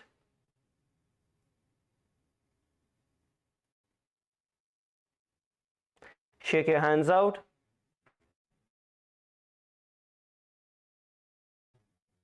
And then asana on the other side. Come back to a squatted position. Twist your body to the other side. Now, as you are in this position, move your body, the weight of your body on top of your elbows. Bend forward. Bend forward and hold the position. Stretching our feet out in the Parshva Mayurasana, visualizing yourself as a peacock in your inner space. The internal japa Sadashivoham. Mayuram dandavat kuryat, Mayuram dandanamakam, Kuryan Mayuram Parshvabhyam, Mayura Parshvanamakam. Relaxed. Once again, come back in a seated position. Come back and hands out. The next asana we are going to be performing is going to be the Bhairanganathasana. Now, as we are, let's all enter into the Tarakshvasana, which is going to be a plank position. All of you enter into a Tarakshvasana, the plank position. Now, while you are in this position, you're going to pull your feet, one of your foot all the way in front of you. It can be your left or right. Pull it all the way in front of your shoulders, in front of your arms, placing your feet right beside your palms, adjacent to your palms. Yes, pull and put. And then once you see, pull your feet as much as you can, and then you can adjust. You can then adjust your feet, how much ever you are able to adjust into the position. Now, in this position, look in front of you, look up in front of you, bring your hips down towards the ground. Bring your hips down towards the ground and hold in this position, getting a beautiful stretch in your thigh muscles. And visualize yourself as Lord Kalabhairava in your inner space, and the internal japa Sadashivoham. Asana Gauna Piti Jayi. Relax. Now get your feet back. Get your feet back. We are going to be perform the Bhairanganathasana on the other side. Now kick the other foot over your shoulders, in front of your arms, and place your knees on top of your palms. Place your knees on top of your arms and your feet beside your palms, your feet beside your palms. Place your feet beside your palms and bring your body, your hips all the way towards the ground. Do not try and bend your knees. Try to keep it straight.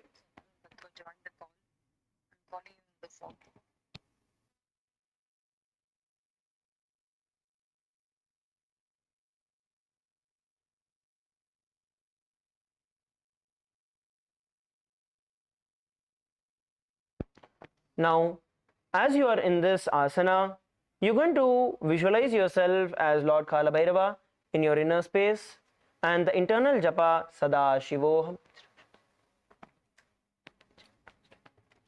Asana ko gunapiti jayi.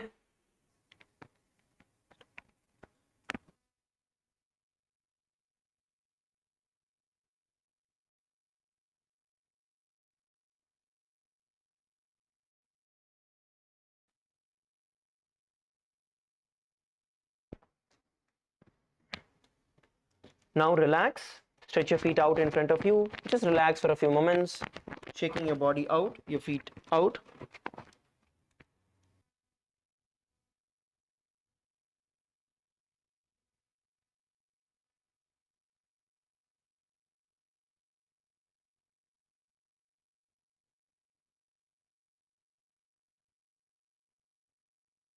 Yes, now we'll be moving into the next asana.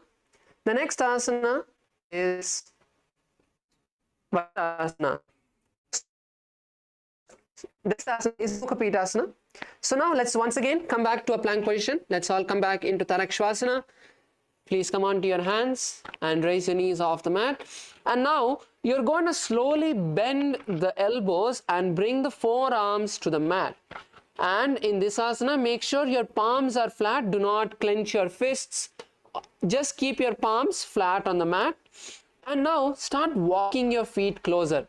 Start walking your feet closer to the face, to your body, and try to flatten the heels. Experience that nice stretch on your calves and hamstrings. Push yourself forward, and in this asana, visualize Swamiji in your inner space. Perform the Mula Bandha, pulling the perineum into. The japa is the Sahaja Kumbhaka, and the japa is Sadashivoham.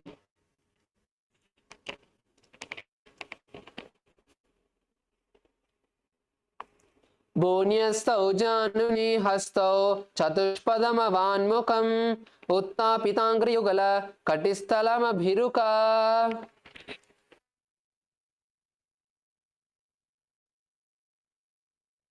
Yes, now come back to a plank position. Keep your elbows straight. Now we are going to be moving into Vashishthasana. So in Vashishthasana, we are going to be turning to one side and standing on one hand with both of our feet on the mat. So you can all have a look at the screen. So in this asana, you need to make sure that for example, if you are on the right shoulder, you need to make sure that the right hand is under the right shoulder, and the right shoulder is under the body, and it's a complete straight line. And to get some more balance, if you feel you're not able to be able over here, then place one foot forward. So you can place the top foot in front of the foot that is on the ground, and this will give you some more balance. And now, with the other hand, raise it towards the sky and turn your head gaze as well. So let's perform this asana, requesting all the participants to get on to your right hand, and you can all once again place your right hand on the mat, gaze on to the hands, sit in the knees, and don't slouch or arch your hips. Do not slouch or arch your hips. Keep them in a straight line to your feet. Raise the other hand towards the sky and start visualizing Swamiji in your inner space. Continue to hold the Sadashivoham japa. Urdhva Kukkutta Vashishta Marichihala Matsyakam Parivrittim Chodarasya Vividam Dhanurasanam. Relax, relax. Take a moment to turn to the opposite side. Let's now perform the same asana on the left side. So now once again, come back into a plank position, and this time turn onto your left hand and raise the right hand towards the sky. Continue to keep the gaze towards the sky as well, and Keep your bodies in a straight line as you visualize the great sage Vashishta, the author of the Ramayana, in this asana. And continue to perform the Sahaja Kumbhaka, the easy breathing, as we perform this asana. Urdhva Marichahala Matsyakam Parivrittim Chodarasya Vividam Dhanurasanam. The next asana is the Anjani asana. Please be seated with your legs straight, stretched in front of you. Keep your back. Tuck your hands under your buttocks.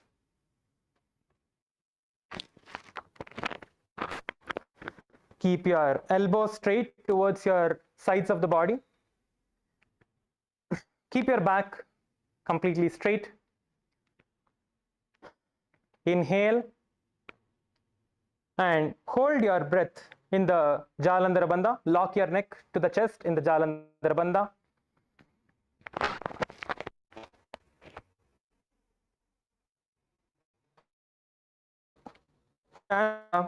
Mahasada-shivoham. Visualize Lord Hanuman and keep your gaze to the nose. दो करा की ube हथेली कोरवार ले में ले बेली सो आगाने भूपरिदासे महाने अंगुली मिली रासे अंगुष्ट चीदा राशे दोई पुनि हथेली पिष्ट जिजोई तापरि मूल द्वार टिक वेसे बहरो जगत करे एक वेसे. The next asana is the Paschimottanasana. Now, from your leg straight, you raise your hands up in the Prana Mudra with your index and middle finger stretched out. Bend forward and down, holding your big toes with your fingers in the Prana Mudra. Try to get your forehead as close as possible to your knees. If you can't hold your toes, you can stretch as much as possible by trying to bring your knees towards the forehead towards the knees. You can also bounce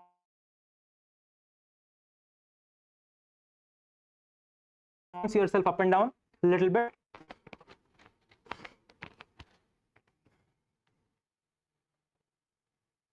In the Rechaka Kumbhaka, inhale,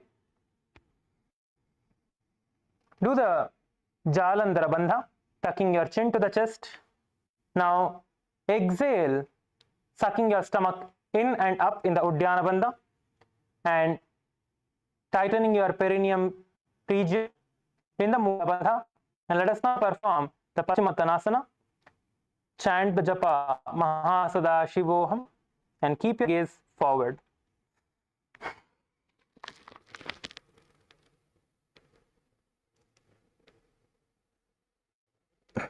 जानु परिललाटं तो पश्चिमतानमुच्यते येन केन प्रकारेण सुखं दार्यं च जायते. Next is the Ugrasana. Seated in the same position, in the same posture. Place fingers behind as demonstrated by the Acharya. Inhale and exhale in the Rechaka Kumbhaka. Inhale deeply. Tuck your neck in the Jalandhara Bandha towards your chest. Exhale now. Suck stomach in and up in the Uddiyana Bandha. Bend forward and down, bringing your forehead towards the knees as much as you can. Visualize the Kali, Goddess Kali, in your inner space, ferocious form of Goddess Kali, and Chandra Mahasada-shivoham.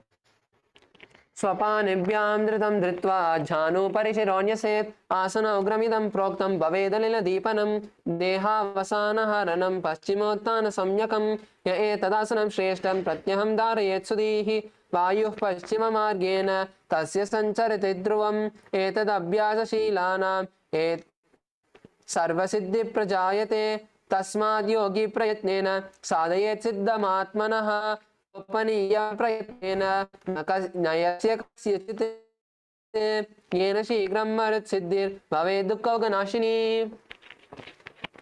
Now relax from the Ugrasana. Relax from the Ugrasana. Okay. Now lift one knee up and bring your soles of the feet towards the perineum. Take your right hand in and back, and your left hand reach your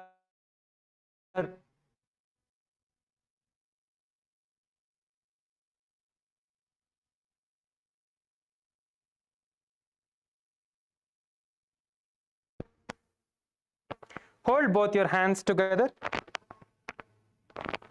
behind you. Try to get your forehead as close as possible to your knees. We are only going to be performing the Moola Bandha here. Continue to do the Rekha Kumbhaka, visualizing sage Marichi. You're visualizing yourself as sage Marichi in your inner space. Chant the japa Mahasada-shivoham in your inner space. उत्तानपादं क्रौञ्चं च मरीचिं वीरभद्रकं नटराजं त्रिकोणं च सुप्ताङ्गुष्ठप्रसारणे. Now unlock your fingers.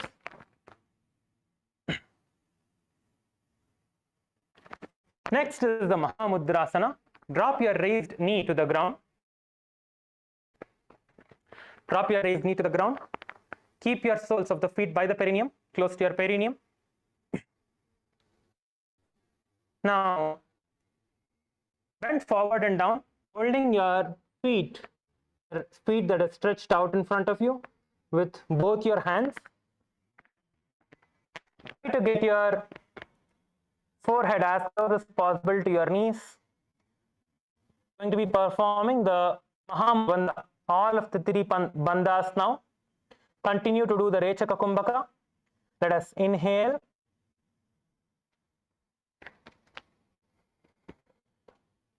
The Jalandhara Bandha. Exhale. Suck your stomach in and up into the Uddiyana Bandha and the Moola Bandha. Bring your forehead as close as possible to your knees. Keep your gaze towards your third eye, visualizing Swamiji in your inner space. Chant the japa Mahasada-shivoham.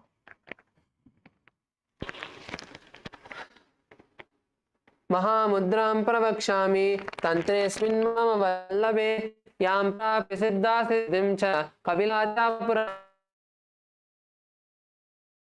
पुरागता. Let us now relax. Stretch the feet that is close to your perineum in front of you. Just relax your feet a little bit.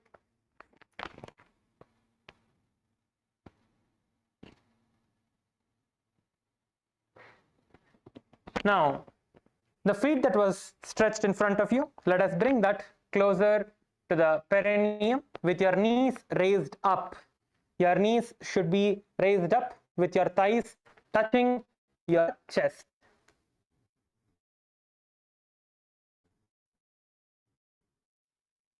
Now, take your left hand. If your left knee is raised above, take your left hand in and back. Your right hand back as well from around, holding both your hands together, interlacing both your fingers together, bringing your forehead towards the knee that is stretched as much as you can. You can bounce up and down. Keep your gaze to the third eye. Visualize Swamiji in your inner space. Let us do the Rechaka Kumbhaka. Perform the Moola Bandha, tightening your perineum region, and chant the japa Mahasada-shivoham. उत्तानपादं क्रौञ्चं च मरीचिं वीरभद्रकं नटराजं त्रिकोणं च सुप्ताङ्गुष्ठप्रसारणे. Now release. Bring your knee that was raised towards the ground, keeping your soles of the feet, sole of the raised knee towards your perineum. Drop the knee to the ground. Now, both your feet, hold your feet with both hands.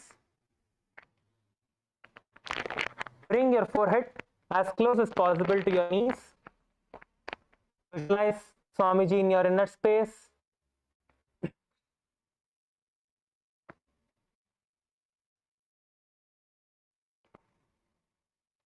Let us perform the Mahamudra Bandha. Inhale. Lock yourself into the Jalandhara Bandha, tucking your chin towards the chest.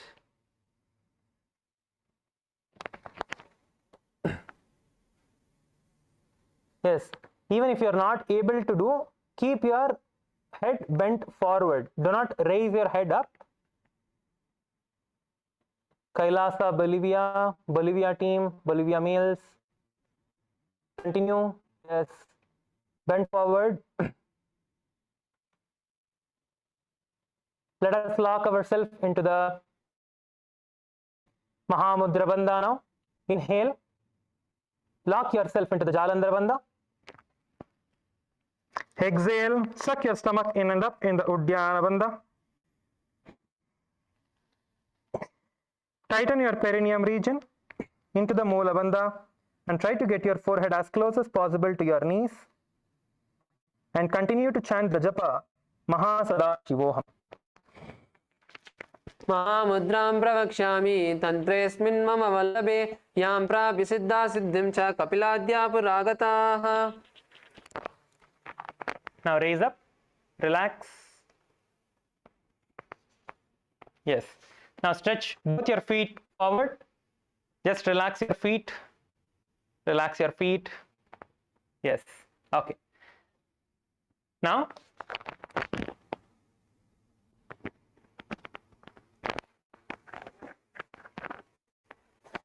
bend your legs. Bring the soles of your feet together. Close to your perineum. Keep your feet together as close as possible to your perineum. Hold your feet, both your hands.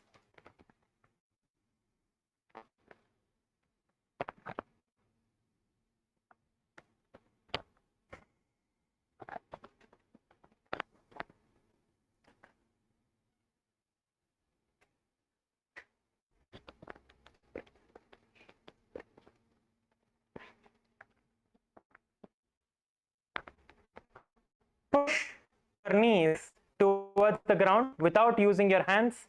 Just by your will, push your knees towards the ground.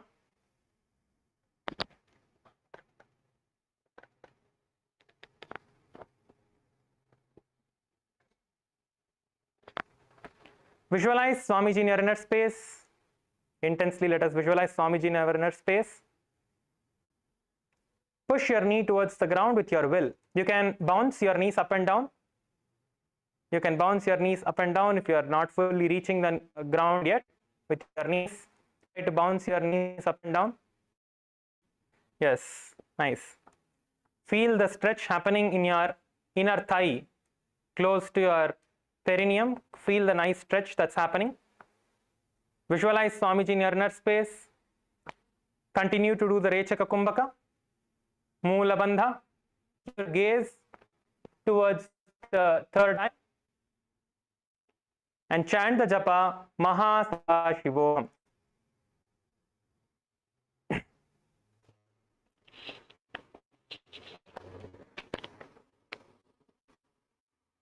गुल्बसुविशनस्यादः शीवन्याः पार्श्वयोः क्षिपेत् पादपार्श्वे पाणिभ्यां धृतं बद्ध्वा सुनिश्चलं भद्रासनं भवेदेतत् सर्वव्याधिविषाणकम्.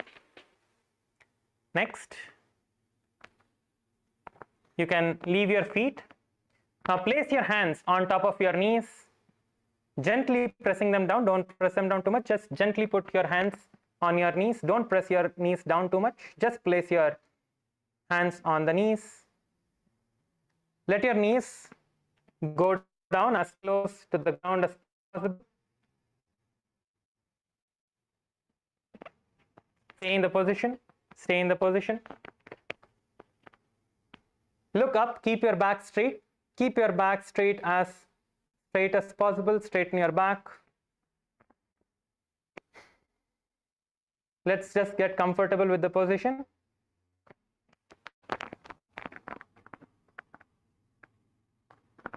This is the last asana for today. Let us just get comfortable with the position.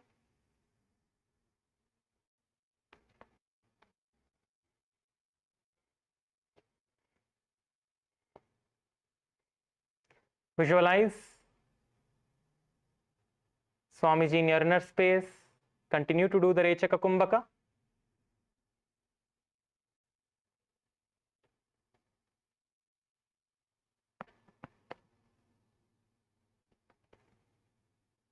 Chant the japa Mahasadaशिवोहम.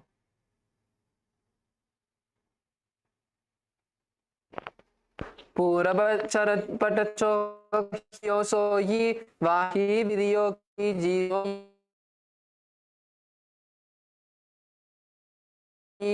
यामे एड़ी भिन्नजराशे अंगो नासादृष्टि को टानो या करी जालंधर बंद हो ये साधक साधे विधि सो को ये. Yes. Now let us relax. Relax now. Please stretch your feet forward and lie down on the ground into the Shavasana.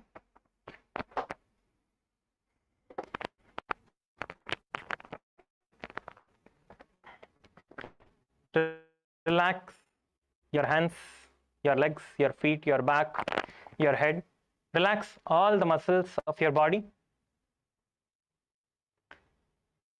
Completely relax yourself. Lie down on your mats, everyone, into the Shavasana.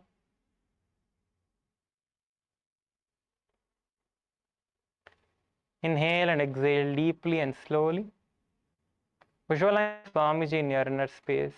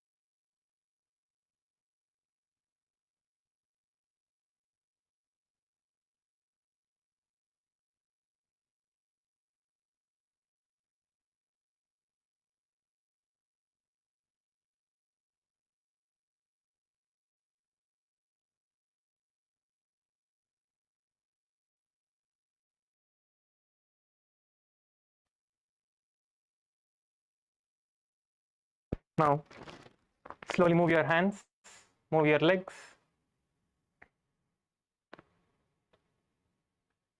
Pull your knees towards your chest.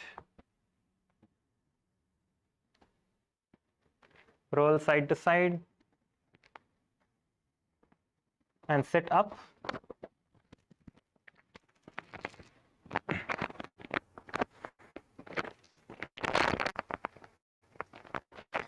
Yes, we have completed today's session. Yes, now all of you can sit up. Please sit up. Slowly raise up. Sit in a comfortable seated position.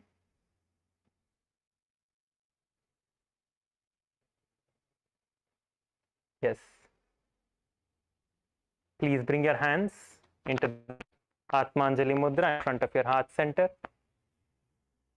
Let us offer our gratitude to the Supreme Pontiff of Hinduism, Bhagavan Sri Nithyananda Paramashivoham Swamiji, for giving us this wonderful opportunity to perform the most authentic form of yoga.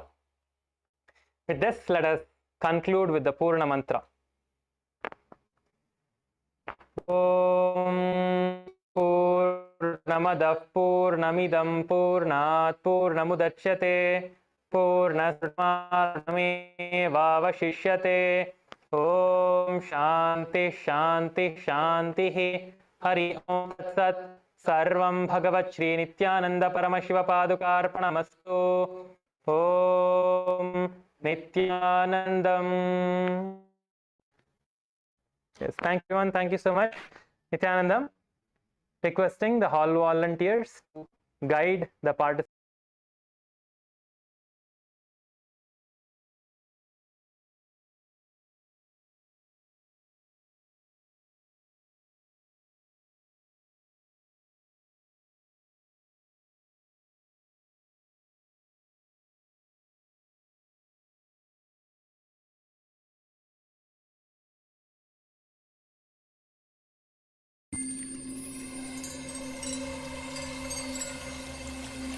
I welcome you all with my love and respect.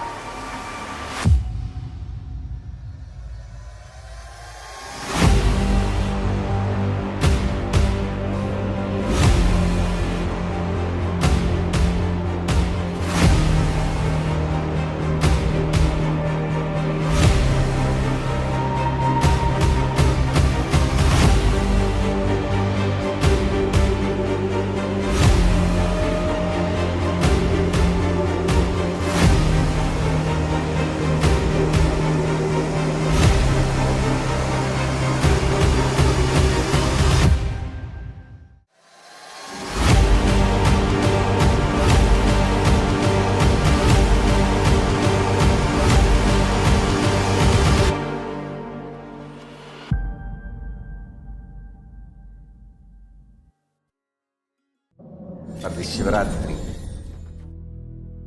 meditate on this light, intense light, which makes you feel very pleasant in the body, and that heat which is very pleasant.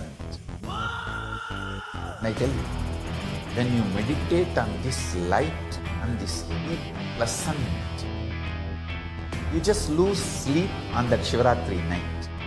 You become awake. That is what is the real context of not sleeping on that night.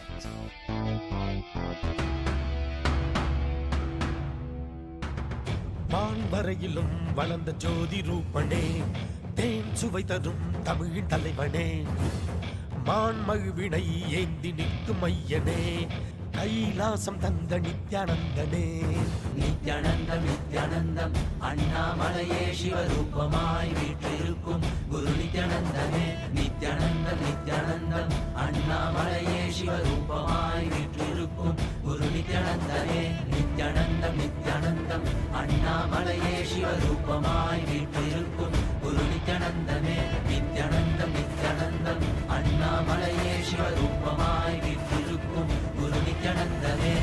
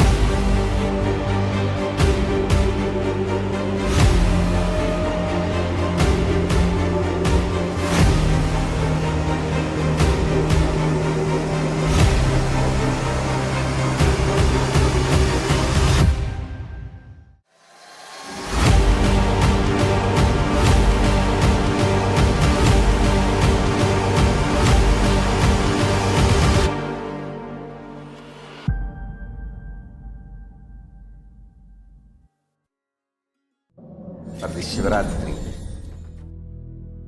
meditate on this light, intense light, which makes you feel very pleasant in the body, and that heat which is very pleasant.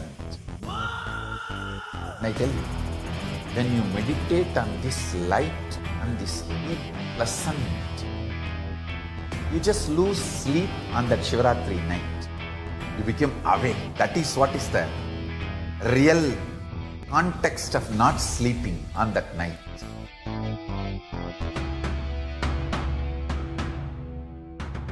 வான்வரையிலும் வளர்ந்த ஜோதி ரூபனே, தேன் சுவை தரும் தமிழின் தலைவனே, மான்மழுவினை ஏந்தி நிற்கும் ஐயனே, கைலாசம் தந்த நித்யானந்தனே.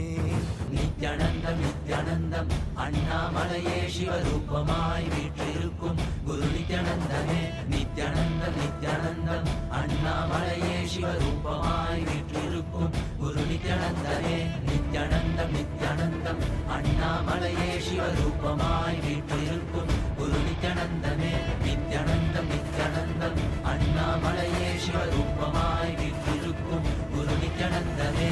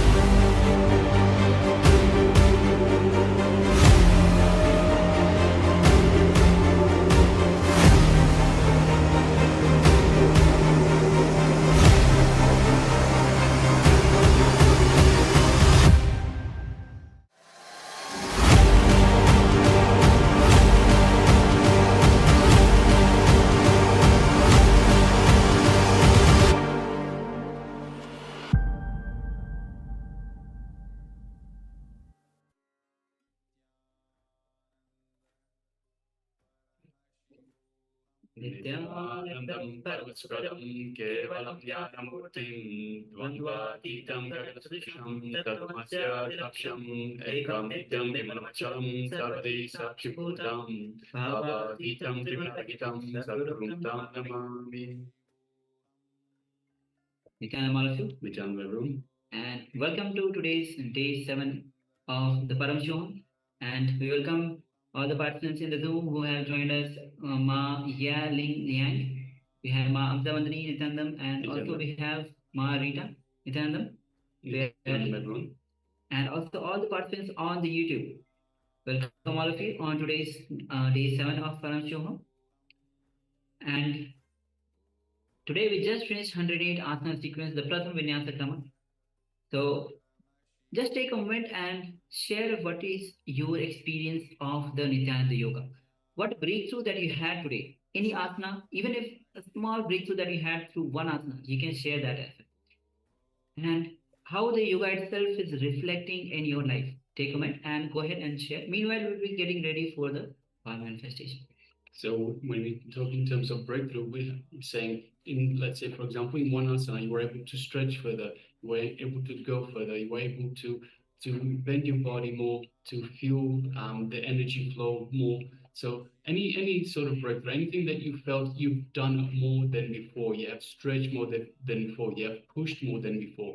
So let us know any breakthrough that you have had in terms of yoga. And of course, yoga is a very important part of the program itself, as it aligns the body to the cosmic will. So requesting everyone, please make sure that you do yoga. Don't miss it. It is the very first part of the program of every single day. So yes.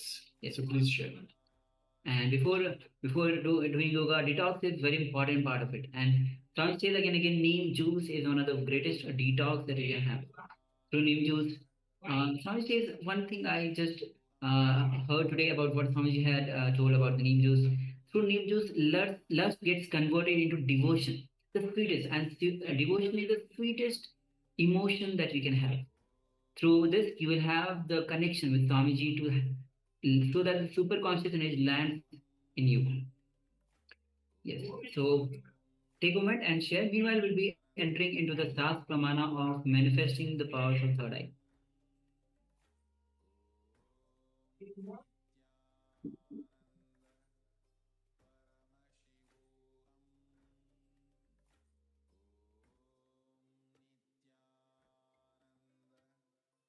Yes, so the Shastra Pramana is the scriptural reference to manifest the powers of the third eye.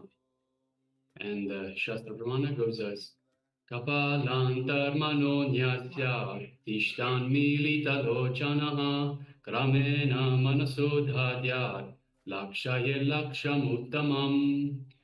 And the translation goes as by fixing the mind on the inner space within the crown center, sitting stably without any movement, having the eyes closed in succession by that stability of the mind and inner space. Through the power of the third eye, one directly sees the ultimate goal, Lakshyam, by having the vision beyond the sight that reveals any object or place, attaining the space of oneness with the source, Paramashiva. Yes. So with this, let's get ready to manifest the powers of third eye. We'll be projecting the image, and through the third eye, you'll be scanning the image and see what all details are being revealed to you, what Swamiji is revealing to you. So sit with your head neck spine in a straight line. Also, we have been joined by Ma Yan Hong, Nithyananda, welcome. Welcome. Yes. So let's get ready to manifest this power of third eye. You can close your eyes. You can cover your eyes with a blindfold. And remember Swamiji in your inner space. The sweetest form of Swamiji that you cherish the most in your life, which is very close to you. Just remember Swamiji's form in your inner space and allow Swamiji's energy to flow through you. His love and compassion is filling your entire system. Every cell, all the trillions of cells are getting energized by his energy.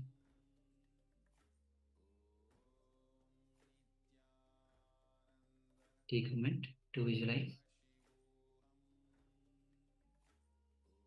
where you're bubbling with Swamiji's energy.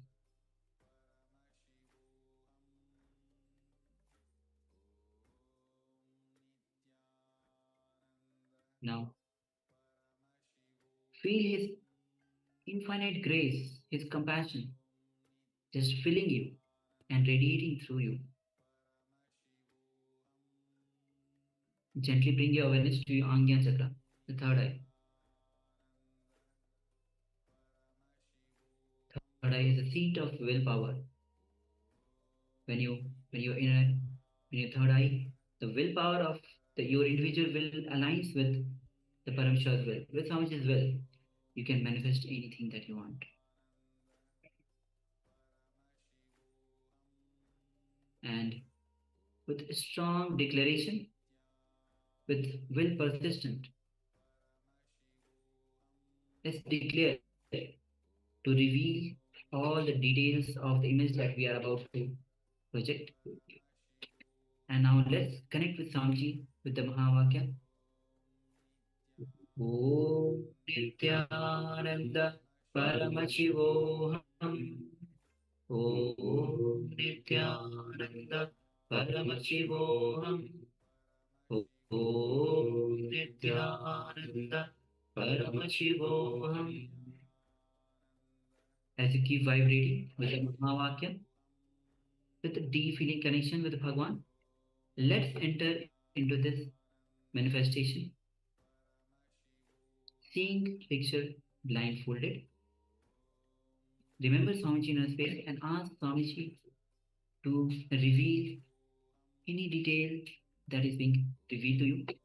It can come in any form, whether it can come as an image, it can come as a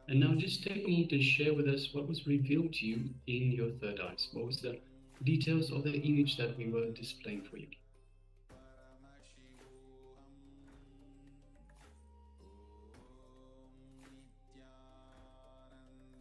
Please take a moment to recollect and share with us what was revealed to you in your third eye.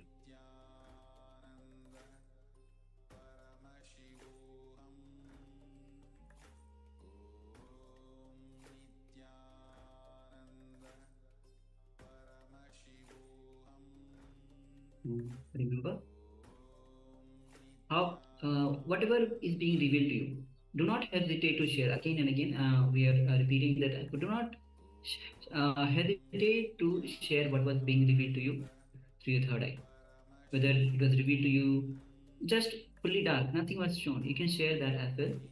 Or if you just saw one image, one visual, I heard as a sound, or multiple images were revealed to you, multiple details were revealed to you, any form you just saw, or you heard somewhere in the corner one particular type of form was there, whether it is animal, person, or any kind of object, anything that was revealed to you, go ahead and share.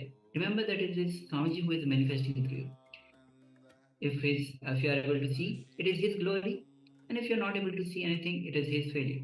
So remove all the tensions from you, whether you are not able to manifest. It is Swamiji who is manifesting through you.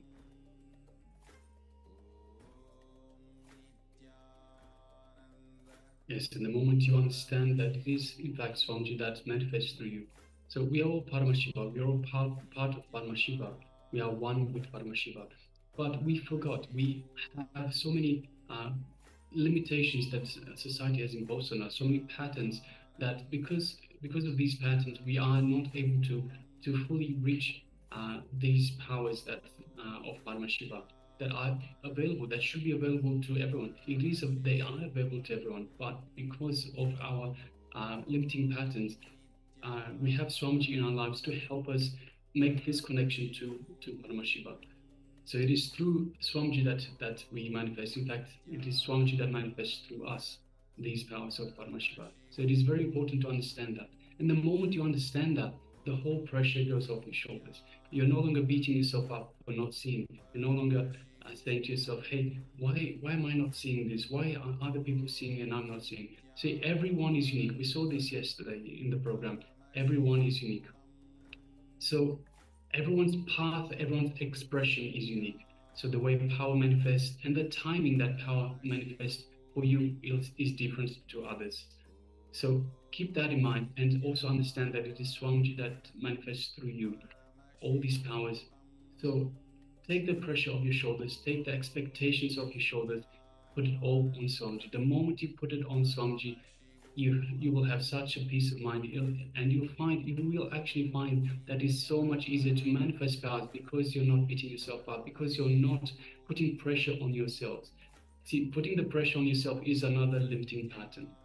By putting this on the higher being Swamiji, you take all this weight off your shoulders. You feel so much lighter, and you're much better, much easier able to connect to Swamiji, much easier able to connect to Paramashiva, and the powers will just come naturally.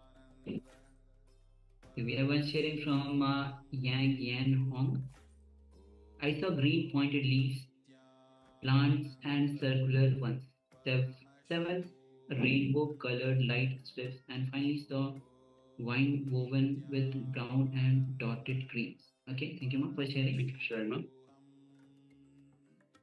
Requesting all the persons on YouTube as well. We have, okay. So you can also, all the participants on YouTube, you can also start sharing your revelations.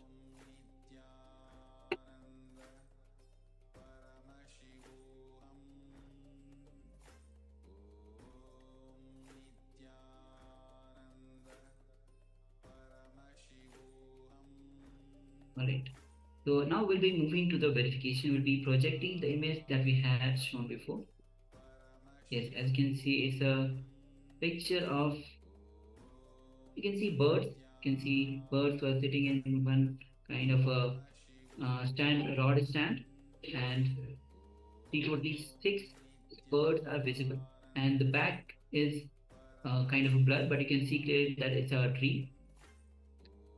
So there are colors. You can see red, brown, yellow, white, gray, black, and green in the of the rod itself, and the picture, the trees, the sun is shining bright. Yes, so all right. So Ma Yang Hong Yan Hong shares, I saw green pointed leaves, pointed leaves and circular ones. The picture is quite a blur. We're not sure if the leaves are pointed, but mostly the leaves will be pointed from that's the nature of the leaf. It will be pointed, and circular ones we don't. No, we're not able to figure it out if the circular ones are there. Seven rainbow colored light strips. I don't think we have here. And finally saw vine woven with brown and dotted green. So green color we definitely have, Ma. Yes, well, so we definitely have the leaves in the background. So you pointed the green leaves. Also, we have all the different colors for the birds as well, Ma. So you might have interpreted that as the rainbow. There's quite a few different colors there. So yes, thank you very much for sharing, and congratulations for manifesting. So with this, we'll be entering into the second round of the power manifestation. Yes, so requesting everyone, let's get prepared once again, put on the eyebands, and let us start the second round of the power manifestation, the power of third eye vision. Please just take a moment and place on the eyebands for round number 2.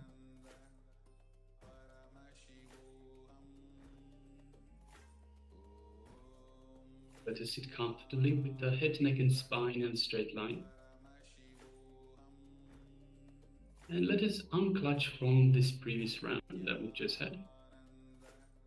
Let's unclutch from what we have been reviewed in this previous round. Let's unclutch from any noise that might be happening around us. We'll just become a witness for anything and everything. Anything internal, anything external. So any thoughts come up, let us just unclutch. Just become a witness. Just as the way a thought comes up, let it go back down. We've learned how to unclutch, we know how to unclutch. Let us just become the witness and let the thoughts go back down by themselves. Again and again, coming back to this space of unclutching, the space of restful awareness between the thoughts. Just unclutch.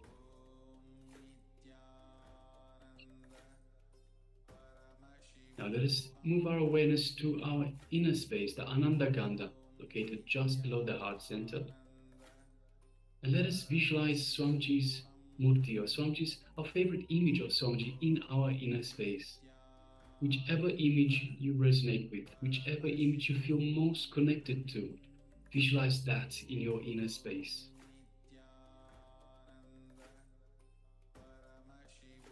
And as you connect to this ideal image of Swamiji, just feel the love, the compassion, the infinite grace that Swamiji is radiating, is showering upon you. Just take a moment and feel all that, and enjoy all that love, compassion, grace, bliss.